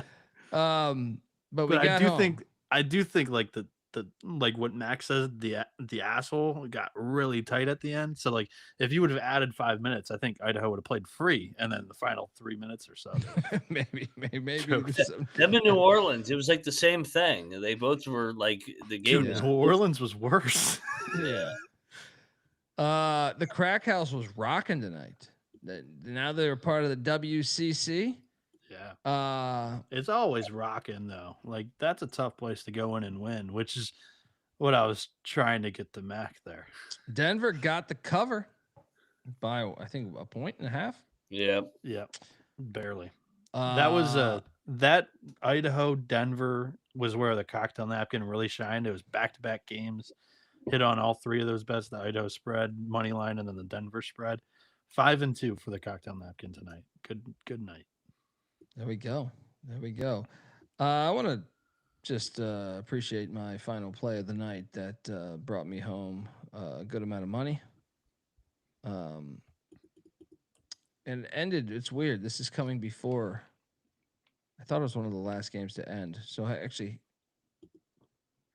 guess technically going from this way, I lost a game after this. But in reality, this was what made me feel good about the night, because it's solidified a winning night. It wasn't a great night by any means, but a winning night. The Golden Bears of California going up against this shit show known as Cal State Bakersfield was easy money, guys. God, I know. Easy fucking money here. That team's a joke. They're on auto fade. Yeah. I told you, I read this article about their whole athletic department. It's absolutely, we're fading them all year. So get used to it. Cal wins by 27.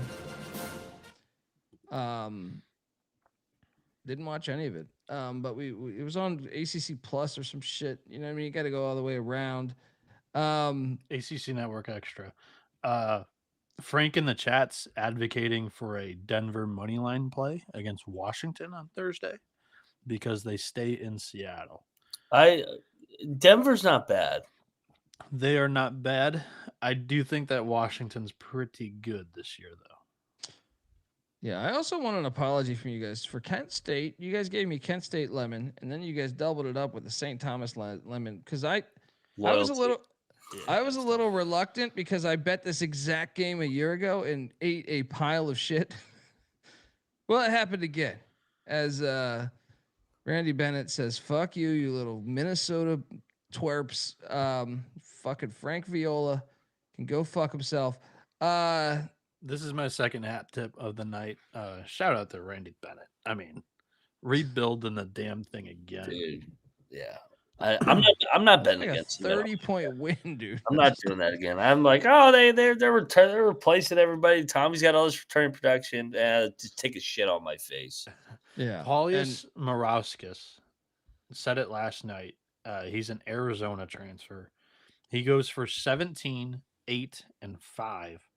And then Mikey Lewis had a great game with 23 points. Joshua Dent, the Australian, put up 18 and 6 assists.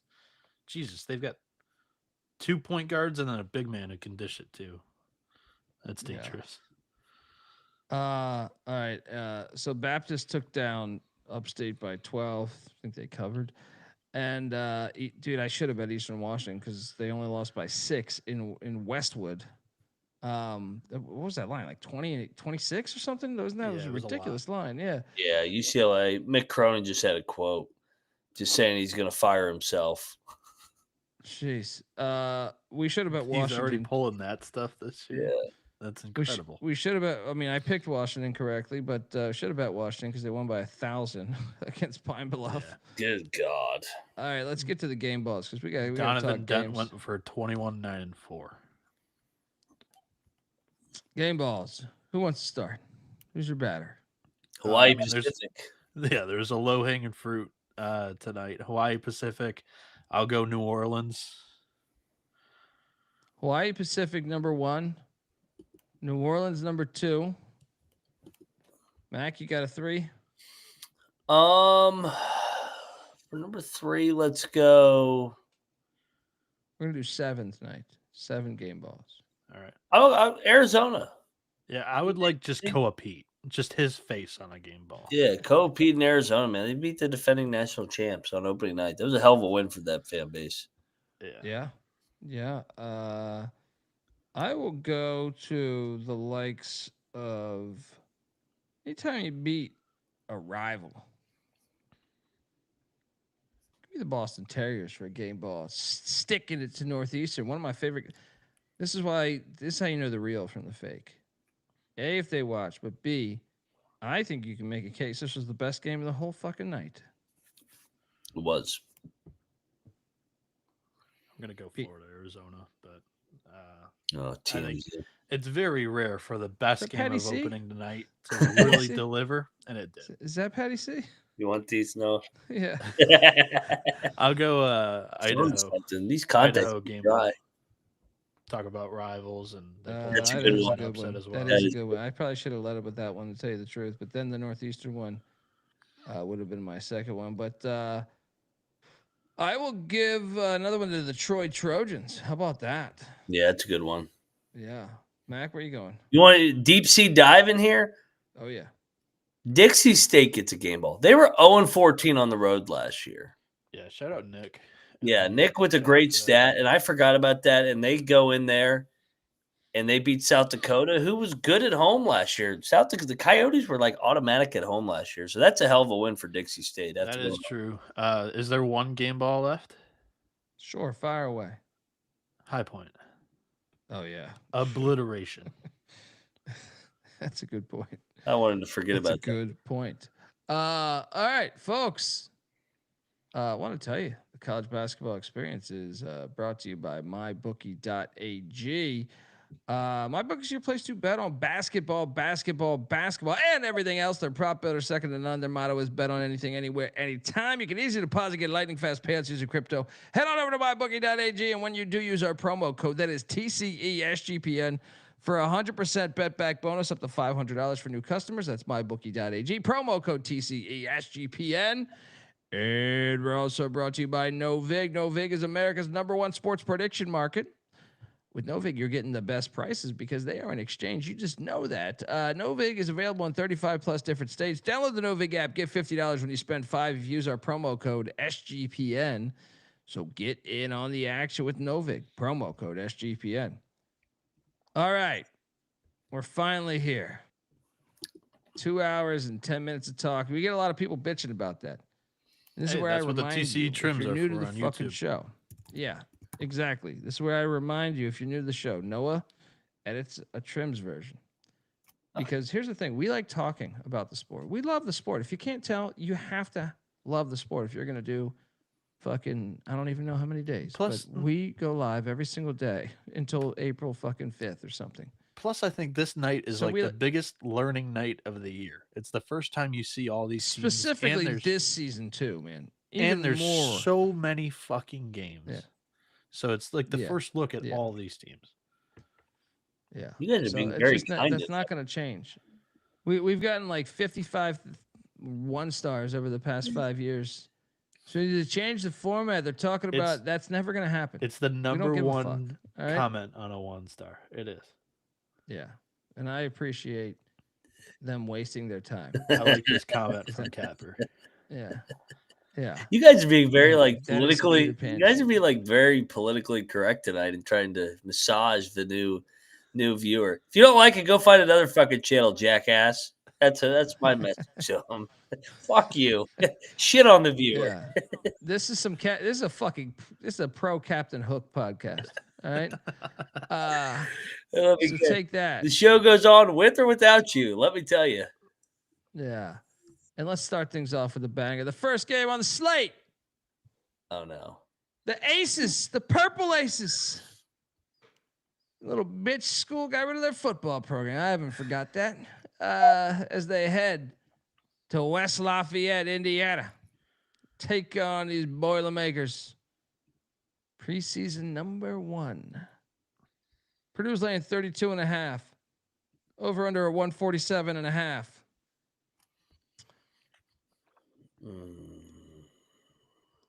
Can I lead off? It's a standalone. Oh, it's a standalone? It's not. It's 6:30. Oh, no. It's the only 6:30 game. Yeah, but that doesn't mean it's an island. But another one tips in like 20 minutes, though. It's not like a true standalone, where you're... Last year, opening night, Purdue flirted with disaster with Corpus Christi. Evansville's got a good bit of production coming back from the Missouri Valley Conference's second best defense. There's a lot of expectations on Purdue. I think they win the game, but this is a lot of points, and Evansville's defense is not too shabby. So I'll go Purple Aces. And it's an in-state foe. Yeah. Sometimes I think that might. I'll take the points too, but I'm not betting this fucking game. Trying to force this bet on us, Mac. The fuck information do you have over there, buddy? That Purdue's gonna win by 40 plus. I'll lock up Purdue. National team. That's why. The Big Ten Network force us into locking this. Moneyline Mac, locking up the Boilermakers. That's true, actually. I'm not gonna lock this, but I'm switching my pick to Purdue. I forgot Bienick was in my fucking ear in Vegas for fucking 24 hours about how Matt Painter's the worst. Don't overthink it. I'm not locking it though. I don't want to lock this fucking game. All right. Boiler up. Now this, on the other hand, as Alcorn State media comes into Saudi Arabia in Tallahassee, Florida. Florida State, I'm seeing this at 19.5 now. The line is coming down. Stop. That's crazy. Luke's first game. Is it Luke's? Is that how they pronounced it at the media day? I mean, I feel like half these fucking people are the same as us. Okay. You know, like they had like the Duke play-by-play announcer fucking introduce him, and I thought it was Luke's. At least he said it confidently. Okay.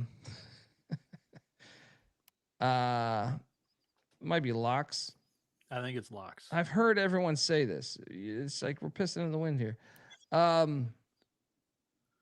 I think we should bet Florida State, guys. I mean, Saudi Arabia State. I mean, you could talk me into it. They've got Robert McRae the fifth now. Amen. And his father's been listening to our show for years. And it's so Yes, Locke's first game, but it's also Alcorn State's got a new coach too. So why is the money going backwards here? Why is it coming down? Great question. Jake Morton's first game. Yes. I couldn't think of the guy's. I am staying away from this one. I don't trust Florida State. Give me the points. No bet. Really, I'm going to lay it, but I am a little concerned about the line coming down, so I'll stay away. Bienick? Yeah, I'll lay it. I guess I won't bet it if Colby's not going to go in. The only thing that scares me is just the new team factor. Like, I haven't seen this guy at the college level. Yeah. You know what I mean? So it's like, Mac, where is Alcorn's coach from? If I'm putting you on the spot. Jake Moore, he was at ECU. Oh. He was with Schwartz. That might have just flipped Colby. No. Not a fan of Schwartz. I watched our offense the past couple of years. A&T, North Carolina A&T. Shout out to Lonte Smith and Terrell Furman Jr., graduates of North Carolina A&T. They're heading to Columbia, South Carolina to take on these Gamecocks. South Carolina's laying 21.5.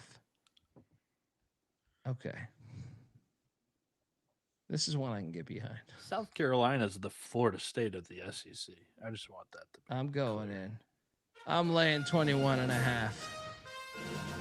I'm laying 21.5 right here. Let's go. 27-point win. Mac? Double lock. I am going to be on the Gamecocks. I like taking the team, a power forward team after a shit year. Pissed off coming in here. Lamont Paris makes a statement, and they're going to take it out on A&T. Double lock on the Gamecocks. Yes. Yes, he is. Bienick?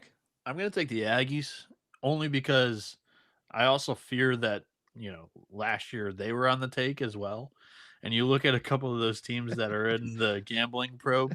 Yeah, last night they came out like gangbusters. You got Eastern Michigan winning by 30. You got New Orleans beating TCU. There were a couple others that we were talking about. Yeah, I'm a little bit afraid.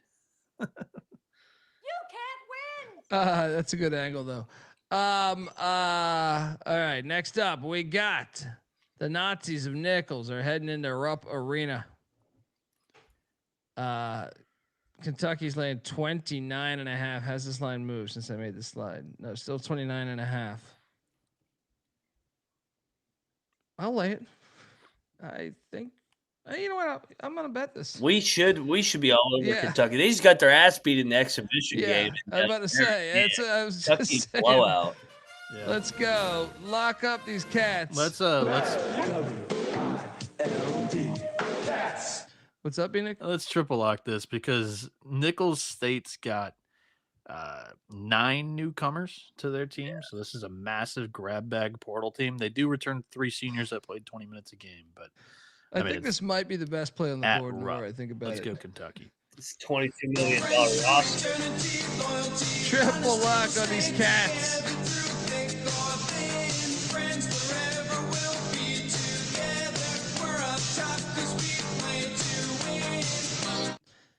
Next up.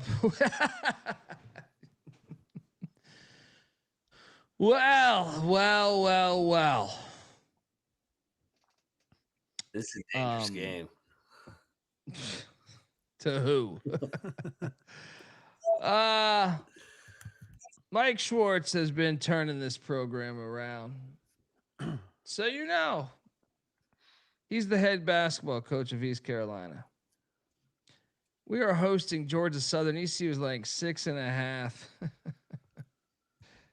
And this is, I've seen a lot of easy plays, easy layups in my life, but this one, well, Mike Schwartz is the basketball coach of East Carolina. So, because when you're at East Carolina, you go for it every time. or you don't coach at East Carolina, you don't come to East Carolina, you don't play at East Carolina with a weak heart. Write it. And may the Schwartz be with you. What a world, what a world. We believe in the virus, in the spirit of ECU. We believe. Easy money. There was nothing that we couldn't do. We set out to defend our name, and now we'll never be the same. Never be the same. Guys, if Schwartz in his first year beat Georgia Southern by 22, what's he gonna do in year 3? Is it 3 or 4? 4. This is a smash play here. Lay the 6.5. Easy fucking money. And look, if you need a reason to just load up on ECU, I mean, I just would say trust old Pick Dundee here. I was going to show you a video, but I got to upload it. It's a lot more work. But guys, this is easy money. I expect this to be a triple lock. If not, then you guys are all fucking morons. Mac, what are you doing here? Lock battle. Give me Georgia Southern. After Giselle died, this is gonna be a one possession game. I like Henry's team here headed into year 3. Yeah, he wasn't there when Schwartz played him the first time. Henry, there hasn't been a relevant Henry in fucking 50 years. Charlie Henry, right? Charlie Henry, baby. He's a NATO's guy. Yeah, big matchup, clash of We styles. Offense against defense. For what it's worth, I think ECU's got the best player on the floor in Jordan Riley. So I will take ECU to lay the short spread. I'm not betting it though. Oh, disgusting. All that No talk. thanks. All that you guys talk. can pillow fight over there. all I'm those- gonna stay out. All those bullshit previews you guys are pumping out. Georgia Southern. And this is what you give me. This is what you guys give me here, huh? Could be another fight. This could be another Sun Belt road win here. Could be. Yeah, they're the one Sun Belt team that a didn't get the pile of memo and play a MAC team. They were left out of. I get it. I understand how it works. But. Now we got a problem. Now we got a problem. We got a battle. Pick Dundee is rolling with ECU, and I just spilled my fucking beer. All right. Max on Georgia Southern. Why don't you guys talk about this next game while I clean this up? Mount St. Mary's this is the in perfect game for it. Morgantown. The Mountaineers. Lock up Mount St. Mary's. I'm sick of this pile Oh, of shit. that's a lock battle. I'm on Dub V. Why are you on the Mountaineers? Which one? I'm kidding. The real Mountaineers. Cocktail napkin play. Cocktail napkins got this at 21.5. The Mount went to the NCAA tournament last year. Therefore, their roster got poached. And to be honest, their bench played better than the starters last year, which is interesting. They made that late season run with a lot of depth pieces. And quite frankly, it was a short bench. And nobody returns. And we saw how Mount St. Mary's played early on in the year. It was a slow, very slow start. And Donnie Lynn didn't necessarily like his team early. He's only got one returning starter from last season. And I really think that West Virginia's got some offensive pop this season. So, Mac, do you agree with me on that? I think they're going to be good, but this is game 1 with an entirely new team, new coach. Hodges' teams played grinders at North Texas, so I don't really want to lay 19.5. You're on Grinder? No, not that I know of.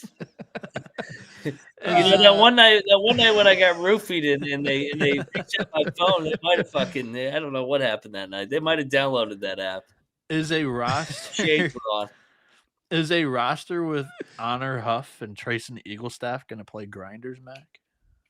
They're going to have to defend. I mean, that's Ross Hodges' MO. So I'm going to lay it just because They're the Mountaineers, and they're the greatest university ever. Wait, which Mountaineers? The real Mountaineers, not Yeah, that fake one in Emmitsburg. The one that leans into it, the Mount. All right? Not that fake one in Emmitsburg, Maryland. It's filthy bullshit, Maryland State. Your fake crab legs. Yeah, the real Mountaineers. I'm locking this, Colby. Oh, This is a lock. I'm locking it too. Mount St. Mary. Oh, this is a lock you battle. guys- This is a lock battle. Oh, wait. Bienick, what side are you on? Dub V. He's on Dub V. I'm out. You guys are all fucked up. We got a battle. Dundee on the Mount. Bienick on Dub V. Mountaineers win by 20. I like that. You ever notice like you get married and fucking like you can never find any shit that you think is there? I got like wipes for the screen or for eating chicken fingers, whatever the fuck. I got a bunch of them. Bought them from Staples. They were in this drawer forever. No. Now I finally spill a beer. Can't find shit. Can't find shit. God bless. Happy wife, happy life. I'm just punting on everything. Punting. Like the fucking TV controller, dude. Don't get me started on the fucking TV controller. Controller or deck. controllers? There's more than one to the God's eye. No, south, both of them. No, we're on my deck. How the fuck does that happen? NJIT is taking on Fordham. Fordham's laying 13.5. New Jersey does have technology, and they will utilize it in this game because last time they played, NJIT won outright on December 6th, 2023. So now you're getting 13.5. The Rose Hill Gymnasium. Give me the points. No bet. This is an interesting game. I mean, year one of Magpio here coming over from Riverside. I like it long term, but yeah, give me the points. I'm not going to bet this though. It's hard to bet on NJIT ever. Yeah, I'm not playing this game, but I'm actually gonna lay it with Magpie. All right, next up we have UNC Asheville heading to Wichita Falls. Has this line moved? I'm seeing 7.5 now, so money's coming in on the Shockers. I think we should bet Wichita. That's believe we should bet money too. Yeah, I love Wichita. I I think the Big South kind of gets destroyed in bye games. They do. I forget who told me that. Maybe it was you, Noah. But the more and more I started looking into it, they kind of get their teeth kicked in. So Wichita, year 3, Paul Mills got to make a statement. I think they get it going here. Let me ask you something. Wichita used to be fucking incredibly lit. I felt like each year it's been teetering away from that. Yeah, it's not anymore. We saw for the That's fucking concerning. TBT though. Like it could be there. This shit used to be a legit home edge. I'm still with you, Mac. Let's go. Let's live off Wichita here. I'm not actually like a. What's that? I'm not actually like a believer in either coach in this matchup. For what it's worth, I think Morrell really benefited from Drew Pember in the 3 years that he was at UNCA, and I also think that Mills was a Max Asmus guy as well. The offense has not been good without him, so I'll go home court. I'm not betting it though. Should be a good game. Interesting. We'll learn something. Double lock on the Shockers. Laying 7.5 right now that I see. Search around them. Maybe they're still 6.5. MJ buy game, like you're purchasing something. So Wichita State is paying UNC Asheville to visit Wichita State. It's like prostitution. We pay you and we beat you and you leave.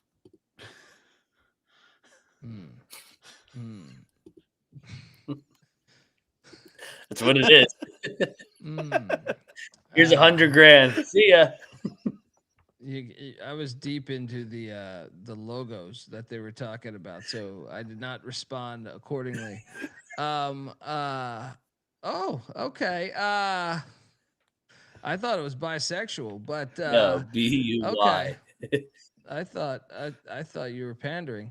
Okay. Next up, I missed that because I was like looking at that Wichita State logo, so it just kind of went over my head. Lindenwood is in Lubbock, taking on these Red Raiders. Oh, this is good. This is penitentiary. This is a bye game. Dude, this is more of that Big 12 woodshed stuff. So here I'm going to take every Big 12 team, lock them all up because all the coaches are going to be like, you guys don't come to play. You're going to be like TCU fucking last night. They're going to win by a zillion here. This is a block. I think he's right. Actually, I will lay it.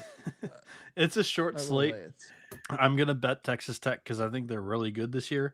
But I want it known, like, Lindenwood brings back some production. They're actually going to be better than they've typically been in the OVC. I think they're more middle of the pack than a basement dweller in that conference this year. I'm not going to lock this, but I will take Texas Tech. Mac, you're locking this? Yeah, I'm going to lock it. Lindenwood knows how to get to West Texas? Double lock. All right, fuck. We don't have any triple locks. Let's go for a triple lock. It made me think of the Illinois game today where I held back. So, okay. Triple lock on these Red Raiders.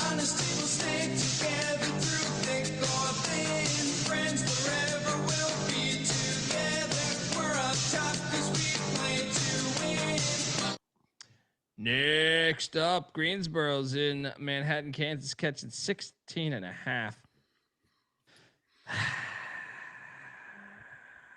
It's a big number. Yeah, it is. I'm gonna lay it though. Greensboro's got so many new faces. Yes. K-State wins by 19. Mac, Keep it going. Lock K-State. yeah, there's not a lot of games on the slate, so I might as well. This one actually might be my favorite one because you're getting Tang and company off back-to-back non-tournament years, and you're getting a whole new Greensboro team. They should kill them. And I guess you can use it as a motivational angle that Kansas State did not look good in any of their exhibitions. Like, that's one of the teams that I don't try to take anything from exhibitions, but it's hard to miss everything online about how bad K-State was. But yeah, UNC Greensboro in a rebuilding year, like not retooling, they're going to be a bottom half SoCon team this year. Yeah. I'll take Kansas State. I'm not going to bet this. Lock? No. Lock? Just you two. Double lock on these Wildcats.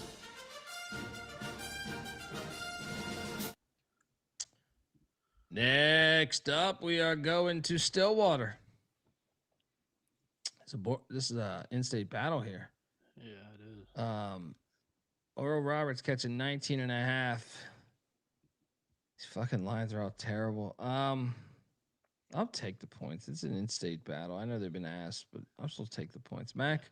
I said I was going to lock them all. I don't know if I want to lock this one. Oral Roberts, it's a first-year head coach. Barnett. For what it's worth, I like this one a little bit more than your K-State pick. Really? Yeah, Oral Roberts might be really bad this year.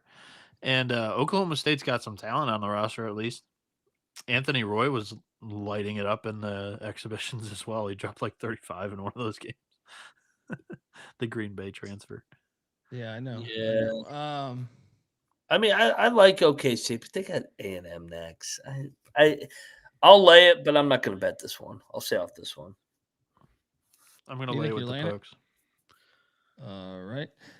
Next up, shout out to the Tennis Gambling Podcast in the chat. There you go. What's going on, Scott? Our boy Scott. Yeah, right. Shout, baby.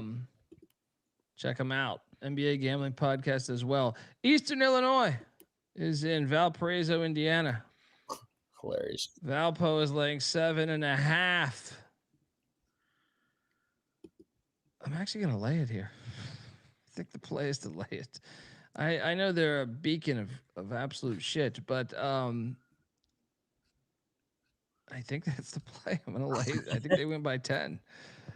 I feel like I would never lay it with Valpo at 7.5 in a game where I just don't have a great feel, but I think it's actually the correct side. Valpo, lay it.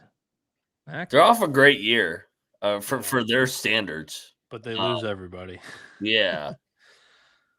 I'll lay it. No bet.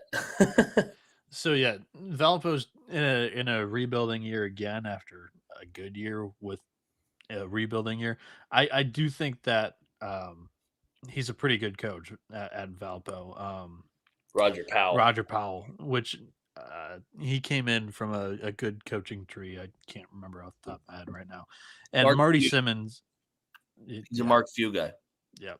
And Marty Simmons had some expectations last year with that group and didn't quite meet them. Returning 3 starters could be good, but I'm going to go Crusaders here too. All right. Next up, we have Robert Morris heading to Iowa City to take on Ben McCullum's bunch. Iowa's laying 22.5. I'm thinking about locking Iowa. Did they come out swinging? I mean, I just think Bob Morris lost a ton of production. They lost everybody.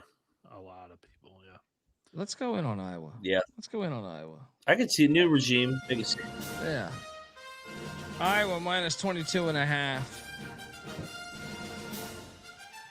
Gotta get the alums, excited. Yeah. You in, Mac? Yeah, I'm in on Iowa. I like this one better than West Virginia because they have the guys coming over from Drake. Yeah, 4 Drake players follow to Iowa here. You in here, Bienick?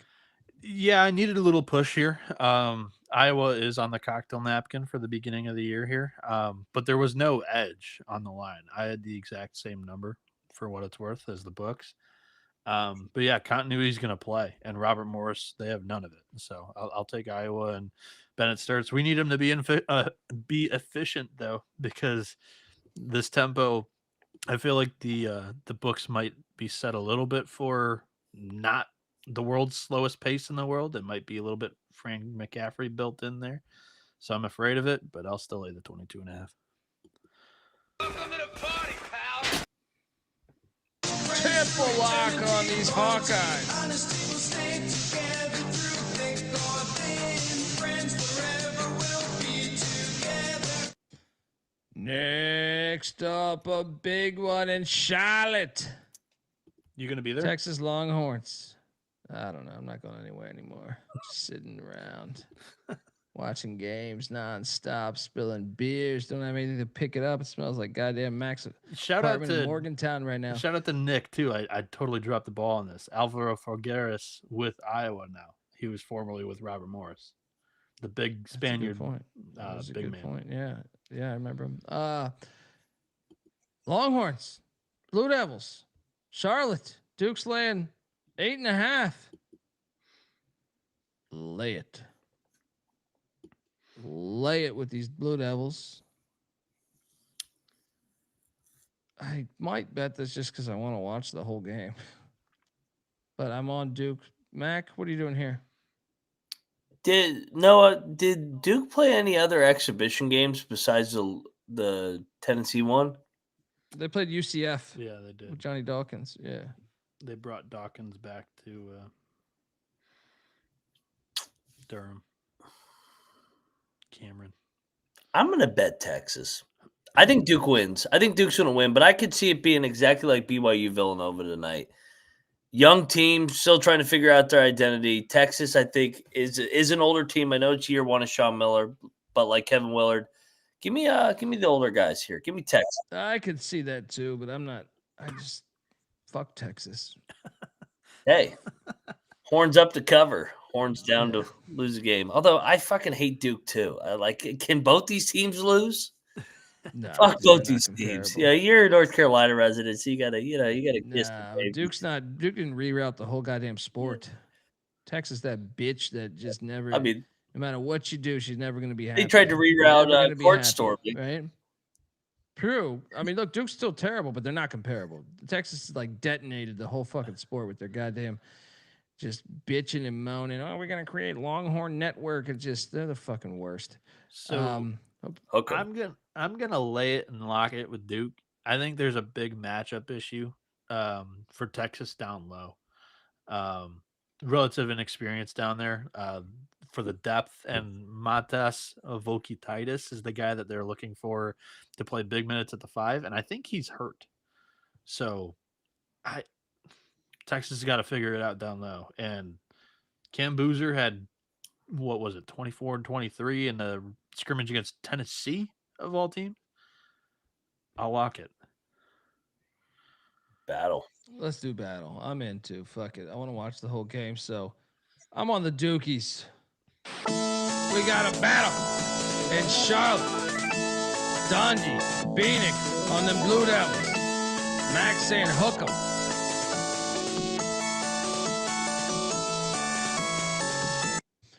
Next up, Southern Utah is catching 17.5 in Tempe. Didn't they catch him one year, or was that Utah Tech? I thought one of those years. It feels like everybody catches fucking early. What? I feel like one of those schools got him a couple years ago. I know Riverside got him one year. You got to take the points. There's no way you can fucking lay this big of a number against. I mean, I don't think Southern Utah's amazing, but it's a big ass number. Not a far trip. Give me the points. Isn't he on the hot seat? For sure. I think he's already Been on the hot seat for like 6 years. I think it's his last year of the contract, and they're just letting it run out. Because you don't let a lame duck coach. What are you saying? Are you implying to lock Arizona State? I think Arizona State's going to blow them the fuck out. I think they finally show the fuck up. Everybody thinks they preseason last in the league. Yeah, give me Arizona State. Colby, wasn't it just like 25 minutes ago that Mac was blaming Arizona State for the demise of the Big 12? Yeah, you got to pad the stats. Got to pad it here. All these newcomers, the UCF, He reps the every Arizona, little Big 12 school. They all almost the lost. Sun Devils caught a stray, even though they didn't play opening night. Now You know what? I'll lock Oklahoma State too. Yeah. You lock up Arizona State. Let's go. You know they're not like they got to make a statement finally. Like, yeah, statement. the chat's asking like Tits are fake. Chat's That's what they asking say. what's the read on Arizona State this year? Who knows? Exactly. So last year they had a mid-major all-star team, and it worked so well that Bobby Hurley said, "Hey, let's run it back." So they went out and got Mo Odom, who ran the offense at Pepperdine, and they got destroyed in conference. They also have Alan David Mukiba, who's a 6'6" graduate senior from Oakland, as their 5, and we saw how well that worked out with Townsend at Arizona last year. So he was like, "Oh yeah, let's go out and get another Oakland big man." One transfer quits every year, and it's just like Oakland plays zone, dude. Like it's not gonna work. And then Marcus Adams comes in from Northridge. He was money from deep, and I don't know. It's just a mid-major all-star team that is going to be bad in the Big 12, but they probably beat Southern Utah by 17.5. I don't know. I'll lay it though. Horrible. I'm taking the fucking points. Get the fuck out of here. Who the fuck are you guys to? Do the fans even show up to this? No, right? Probably not. Yeah. They're going to blow it open late, win by 24. Nick Urias is saying that Mo Odom sprinkling March Magic in Tempe this year. There we go. That is a take. Look, we got the Dutch Bowl. What's my new? What's the guy's coach? Acker. Yes. Long Beach State catching 22.5 at San Diego State. Do they call off the dogs? I think they do. I don't think your angle is side in this one. So San Diego State is on the cocktail napkin for what it's worth. I think it's going to be the best. Under. Well, I think it's going to be their best offense they've had. I actually think that team total over on San Diego State's the way to go, because Long Beach State does not have a whole lot of continuity either. So it's going to be a slow start for the Dirtbags this season. And I think that, you know, if that team total tomorrow comes out at 68 on San Diego State, because that'll probably happen, I'm on the over there. I mean, Long Beach State was 314th in offense a year ago. They're probably better. But San Diego State's a great defensive team. Yes. top 20 a year ago. But Long Beach State, like their identity is defense too. So I get it. I get it. Yeah. Which is why I think 137.5 is probably the best play to do is take the under there. But you're right. San Diego State might be able to score a little bit better. I'll take the points in the dirt bags. Mac, what are you doing here? I'm betting Long Beach. Acker was with him for 6 years, including when they went to the national championship. Holy shit. yeah. I just went to DraftKings and the San Because Diego I State. understand how the bastard thinks. I taught him.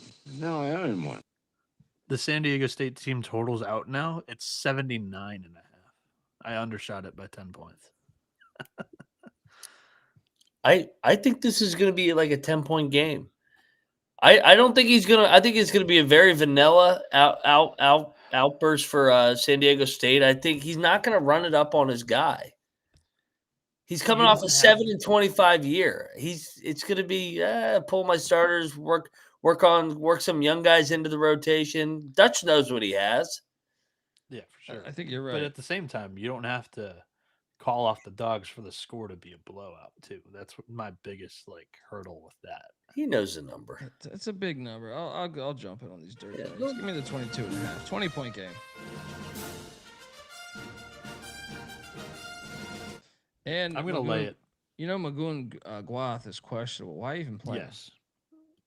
Yes, Guath has been hurt. Next up, we have UT Martin taking on UNLV. Okay, guys. I know UT Martin's not known for their great basketball play, but Josh Pastner told me his team's injured as fuck. We got to, I'm just blindly, give me the 17.5 in UT Martin. Blindly.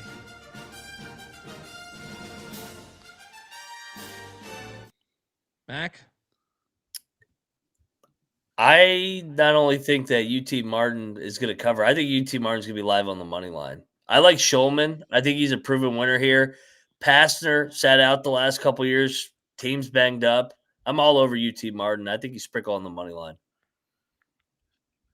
I'm with Mac on this one. I think if you're going to play a money line today, the Skyhawks are it. Yeah. This isn't a cocktail napkin play for what it's worth. Last night, Idaho was. But this is just coaching. Schulman has been there, done that at the NAIA and D2 levels. And like Max said, Pastner's been out of the game, and he's got a banged-up team. And it's a very talented team. I'm interested to see who's the players that are hurt, for what it's worth. But I've had this circled since he told me that. Well, yeah, since you talked to him. And what I see a bunch of players. I mean, what is it? Che? Yeah, Miles Che. Radikovic. Dembele. All. And Isaac Williamson as well. There's a bunch, dude. There's I think I'm even forgetting one. For the listeners, UNLV is a big money portal team. Trey Gibbs Longhorn comes in from Illinois to be the point guard. Miles Che was on UC Irvine last year and was a dog. Naz Cunningham was a top 50 recruit for Alabama. He's here.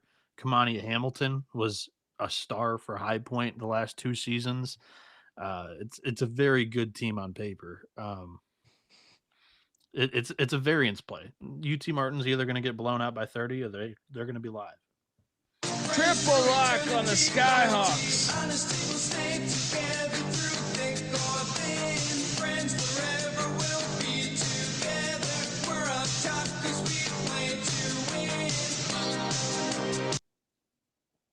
I want this pilot. It's a matter of national security. Next up, what's our money line price on that for what it's worth? I didn't see it. I got it. Plus 1,500. Oh, yeah. Oh, yeah. Let's go. UT Martin plus 1,500 day 2 money line. Oh, yeah. Sign me up. There we go. I'm in. Portland State, I'm into, is heading to the farm. Take on Stanford. Kyle Smith, the most returning production in the ACC. Stanford won this game by 12 last year, but man, it was like a 5-point game with 5 minutes left. Now they're laying 11.5. Man, I'm gonna lay it actually with Stanford. Mac. Yeah, I like Kyle Smith at home. He was good last year. I'll lay it. I'm not going to bet this one though. Yeah, I'm gonna bet it, or not gonna bet it. But I'm gonna pick the Cardinal as well. They're a team that like the computers are not gonna like right now because they're like not as talented on paper. But Smith is a damn good coach.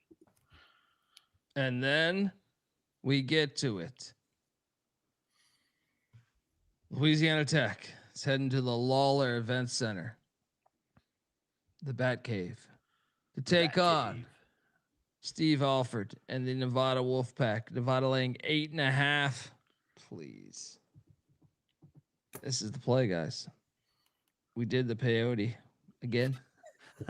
No, you're not gonna pull that card again. This is for 300, right? Or 700. 700, not 300. Yeah. 700. This is it. This is it. Drinks in Tahoe after. Look, it's on my face. Locking up Nevada minus 8.5.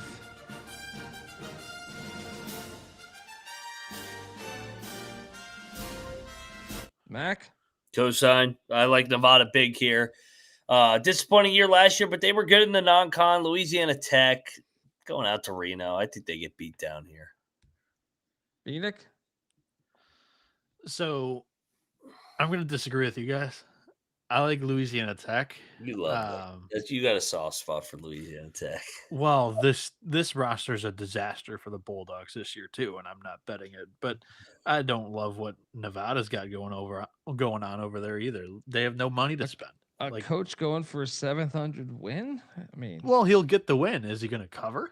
Well, I think there's a difference. I mean, when you play good, normally what does Deion say? You pay good to play good, some shit like that. Yeah, and Nevada's not paying good. And Louisiana Tech is? No, that's why I'm saying I'm not betting it. But they probably took a bus to this fucking game. All right, all right, double lock on the Wolfpack. Let's go, Alford. Let's go. Get it done. Final game on the slate. And I do have a lock because the Rainbow Warriors are coming to Eugene. And I see that 13.5 right now. Take on Dana Altman and these Ducks. 13.5. Guys, I'm thinking about betting Hawaii here. Can you talk me off of this? I feel like Oregon always starts slow. Yeah, they cashed on Riverside against them. I was gonna say, yeah, Riverside was a 15-point game. Then they went to overtime with Portland. Yeah, I like Altman when he's a dog, or he's a short favorite, not a big favorite. Yeah, I like Hawaii here. I'm getting 13.5. Let's go in on this. Let's go. It's the last game of the night. Bienick? I'm going lock battle. This fucking Big Ten pile of shit over here with this goddamn. They're in our conference now. They're Big Ten. They're Big Ten through and through. Your reasoning? I'm just not as high on Hawaii as I think a lot of others are. I think Hawaii's caught in a little steam just on overall outlook. We even had Capper on the preseason futures pod give out Hawaii as his most dangerous mid-major team. Oh, so yeah. Now you're shitting on Capper. Yeah, I don't necessarily agree with it. I think there's a lot of question marks coming in, especially on the offensive side of the ball. And I think Oregon's ready to go with Shellstad, Biddle. They plug and play with a couple of different transfers as well. Devin Pryor from Texas and Sean Stewart from Ohio State. I'm going to go Oregon at home, and I'm going to lay it. I'm going to lock it. Give me the Ducks. We got a battle in Eugene. Done. Mac on the Rainbow Warriors plus 13.5.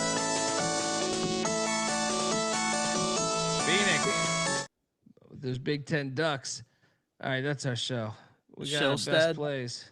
Shellstad may be questionable, but watch out for the Chinese pro Lin, because I think he might be a stud too. Cocktail Napkins got that one at 16.5, so we'll see what happens. So Top we're doing play of the night. Sorry, this was left on the outline here. Locks and you want to do 3 locks and a dog like we did yesterday? Sure, fire. Oh, you want me to lead off now? I don't care. I can too if you want. Okay. I think we already know what our dog is. UT Martin. We all agreed, and that was the only one. Yeah. I will lock up East Carolina against Georgia Southern. I will lock up. I'm going to take Wichita against Asheville. And the third lock, Steve motherfucking Alfred. What could go wrong? Mac, what are you doing there? Yeah, I'll keep it pretty chalky here. Night number 2 of the season. Moneyline chalk over here. Moneyline chalk, Mac. I will lay it with Kentucky in the big number off the exhibition. Oh, how did I forget that? Yeah. That should be in there too. Beat down. I love the Wichita one as well. I think that they're going to start fast. And I love K-State, man. I love K-State against that inexperienced Greensboro team. And then Skyhawks, UT Martin, 15-1 on the money line to upset Passner and keep fading UNLV in basketball and football. Yeah. Bienick fire. Yeah, I'm going to go favorite play of the day, Duke minus 8.5. I think there's a matchup advantage down low. Lack of depth there for sure for Texas, and I don't think their big man's 100%. I'm going to go Kentucky minus 29.5.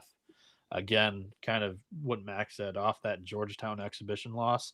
Not that I'm taking anything away from it. Actually, I'm throwing it all away except for the motivational aspect of it. I think that Mark Pope should be able to use that to get the guys riled up.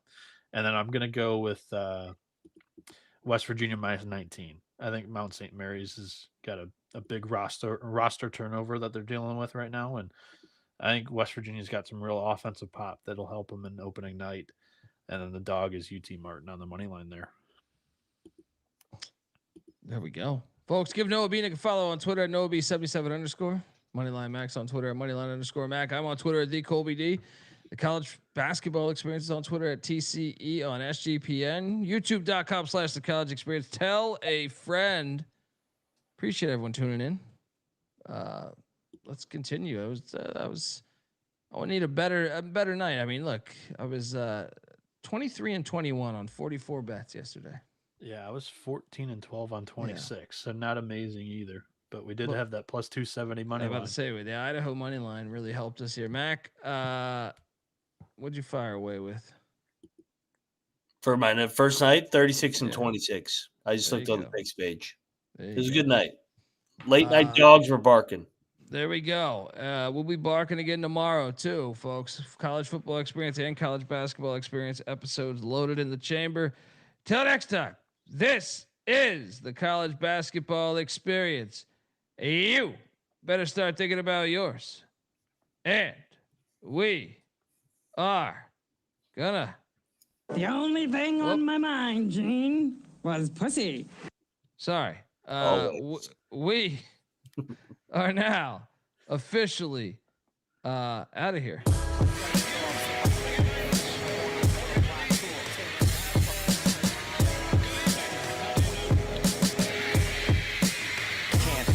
My celly's off, so I can't be found. I'm on a worldwide tour, touring every fucking curtain down. They say the Lord watches over my sins, over my head, watching hair as it thins.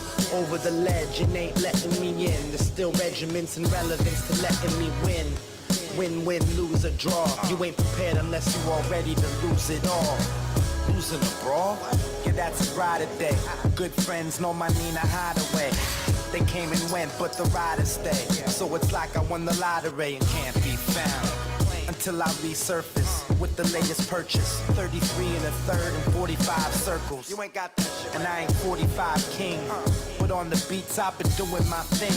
I start the program and the doorbell ring. I gotta leave town to a place I can't be found. My celly's off, so I can't be